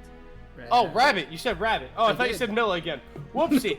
My brain was fugue. All right, what's going on? I'm Rabbit. You can go ahead and find me on Twitch, Twitter, and YouTube at Hey Mr. Rabbit. I stream throughout the week. I stream horror games, RPGs, and retro games is my big thing. I also do writing. I also do stand-up comedy. Those are also things I do. But working on my RPG, working on figuring out how music make work with computer. It turns out there's a myriad of fun little music programs out there I've been playing around with, just doing hobbies, finding my niche. Anyway, things are. This has been a very, very fun campaign this evening. I gotta say, this is very nice. Good job. You should feel good about this one. This one right here. Look at this one. I'm gonna bring you close. I'm gonna bring you close, Draco. I'm gonna sling an arm around you. You see that? See that? What you put there? Put there? That looks good. Thank That looks you. good. You should. Yeah, absolutely. He's a class act, ladies and gentlemen. So yeah. Just find me at Twitch, Twitter, and YouTube at Hey Mr. Rabbit, everybody. Alright, and of course you've all already found me here. I stream on Monday, Tuesday, Wednesday, Thursday. Monday we're doing Crosscode, although it sounds like Daluna is ready to get back into streaming, so I think we're going to shift that into the Metal Lock. Is that correct, Daluna? For next week? I'd say not next week. I want to probably do that like the week after, just in case. Right. Sorry. A lot of people spoke in between you and I, so spaced a little bit there. Anyway, so week after next, it's going back to Metal Lock. So in Crosscode, I've managed to get to the desert town after puzzles involving ice and bouncing them for the one generator quest, which took me a while to get the angles just right. But hey! I can only imagine. Yeah, I had to look up a video to figure out what the angle was at a certain point, because I felt like I'm hitting the stupid thing. It should hit that one. Why is this not working? And eventually, I managed to get the enough pixels over to get the angle correct. And well, congratulations. But yeah, Wednesdays we're doing more Twilight Princess, and I have just become Wolf Link. We're gonna try and find our partner, Midna, a sword and shield, before we go try and save our friends. Can be a little difficult as a wolf, but we'll see how that goes. Thursdays, you can catch myself, Hoshi here, and once I get the command through, see, boop. Damn it, I mistyped it because I hit another button. Damn you, keyboard! Got to be more careful. Yeah, I gotta get used to the new keyboard. But anyway, you can catch myself, Hoshi, Lost Knights, Creatures of X Gaming, Onyx Locket, who was here earlier, as they make their way through Thylea. They've managed to get a few side quests done in their time off, and there's one rich guy who wants to employ them to help protect him from some mysterious person that has put a hit on his life. Will they take the job? Or will they not like the sort of man who they need to defend? Tune in on Thursday at 9:30 p.m. to find out. But with all of that said and done, let's go find someone to raid. We got a lot of different people. Cheru's doing Paper Mario. Connor's doing some, I think it's Digimon, the card game there. Bosco's doing more Halo 3. I don't know if that's still the special run he was doing, or if it's a different thing at this point. Yeah, it's still the last run. Okay.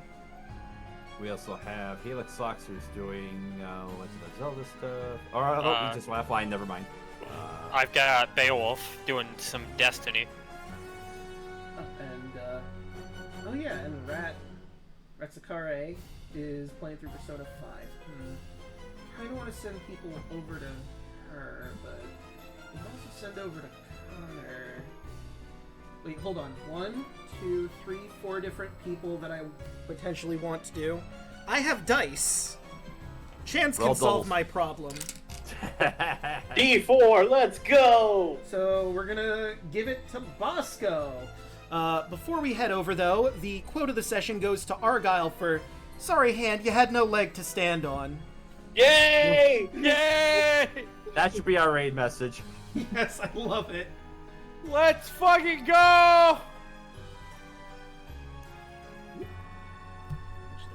I do that on here instead? Probably better to do it on the PC. PC, wow. Yeah. Didn't have time to mute. Oh no! Jesus. Mute that one. Okay, let's raid in Bosco. /raid. Get that sorted. And I will grab the quote.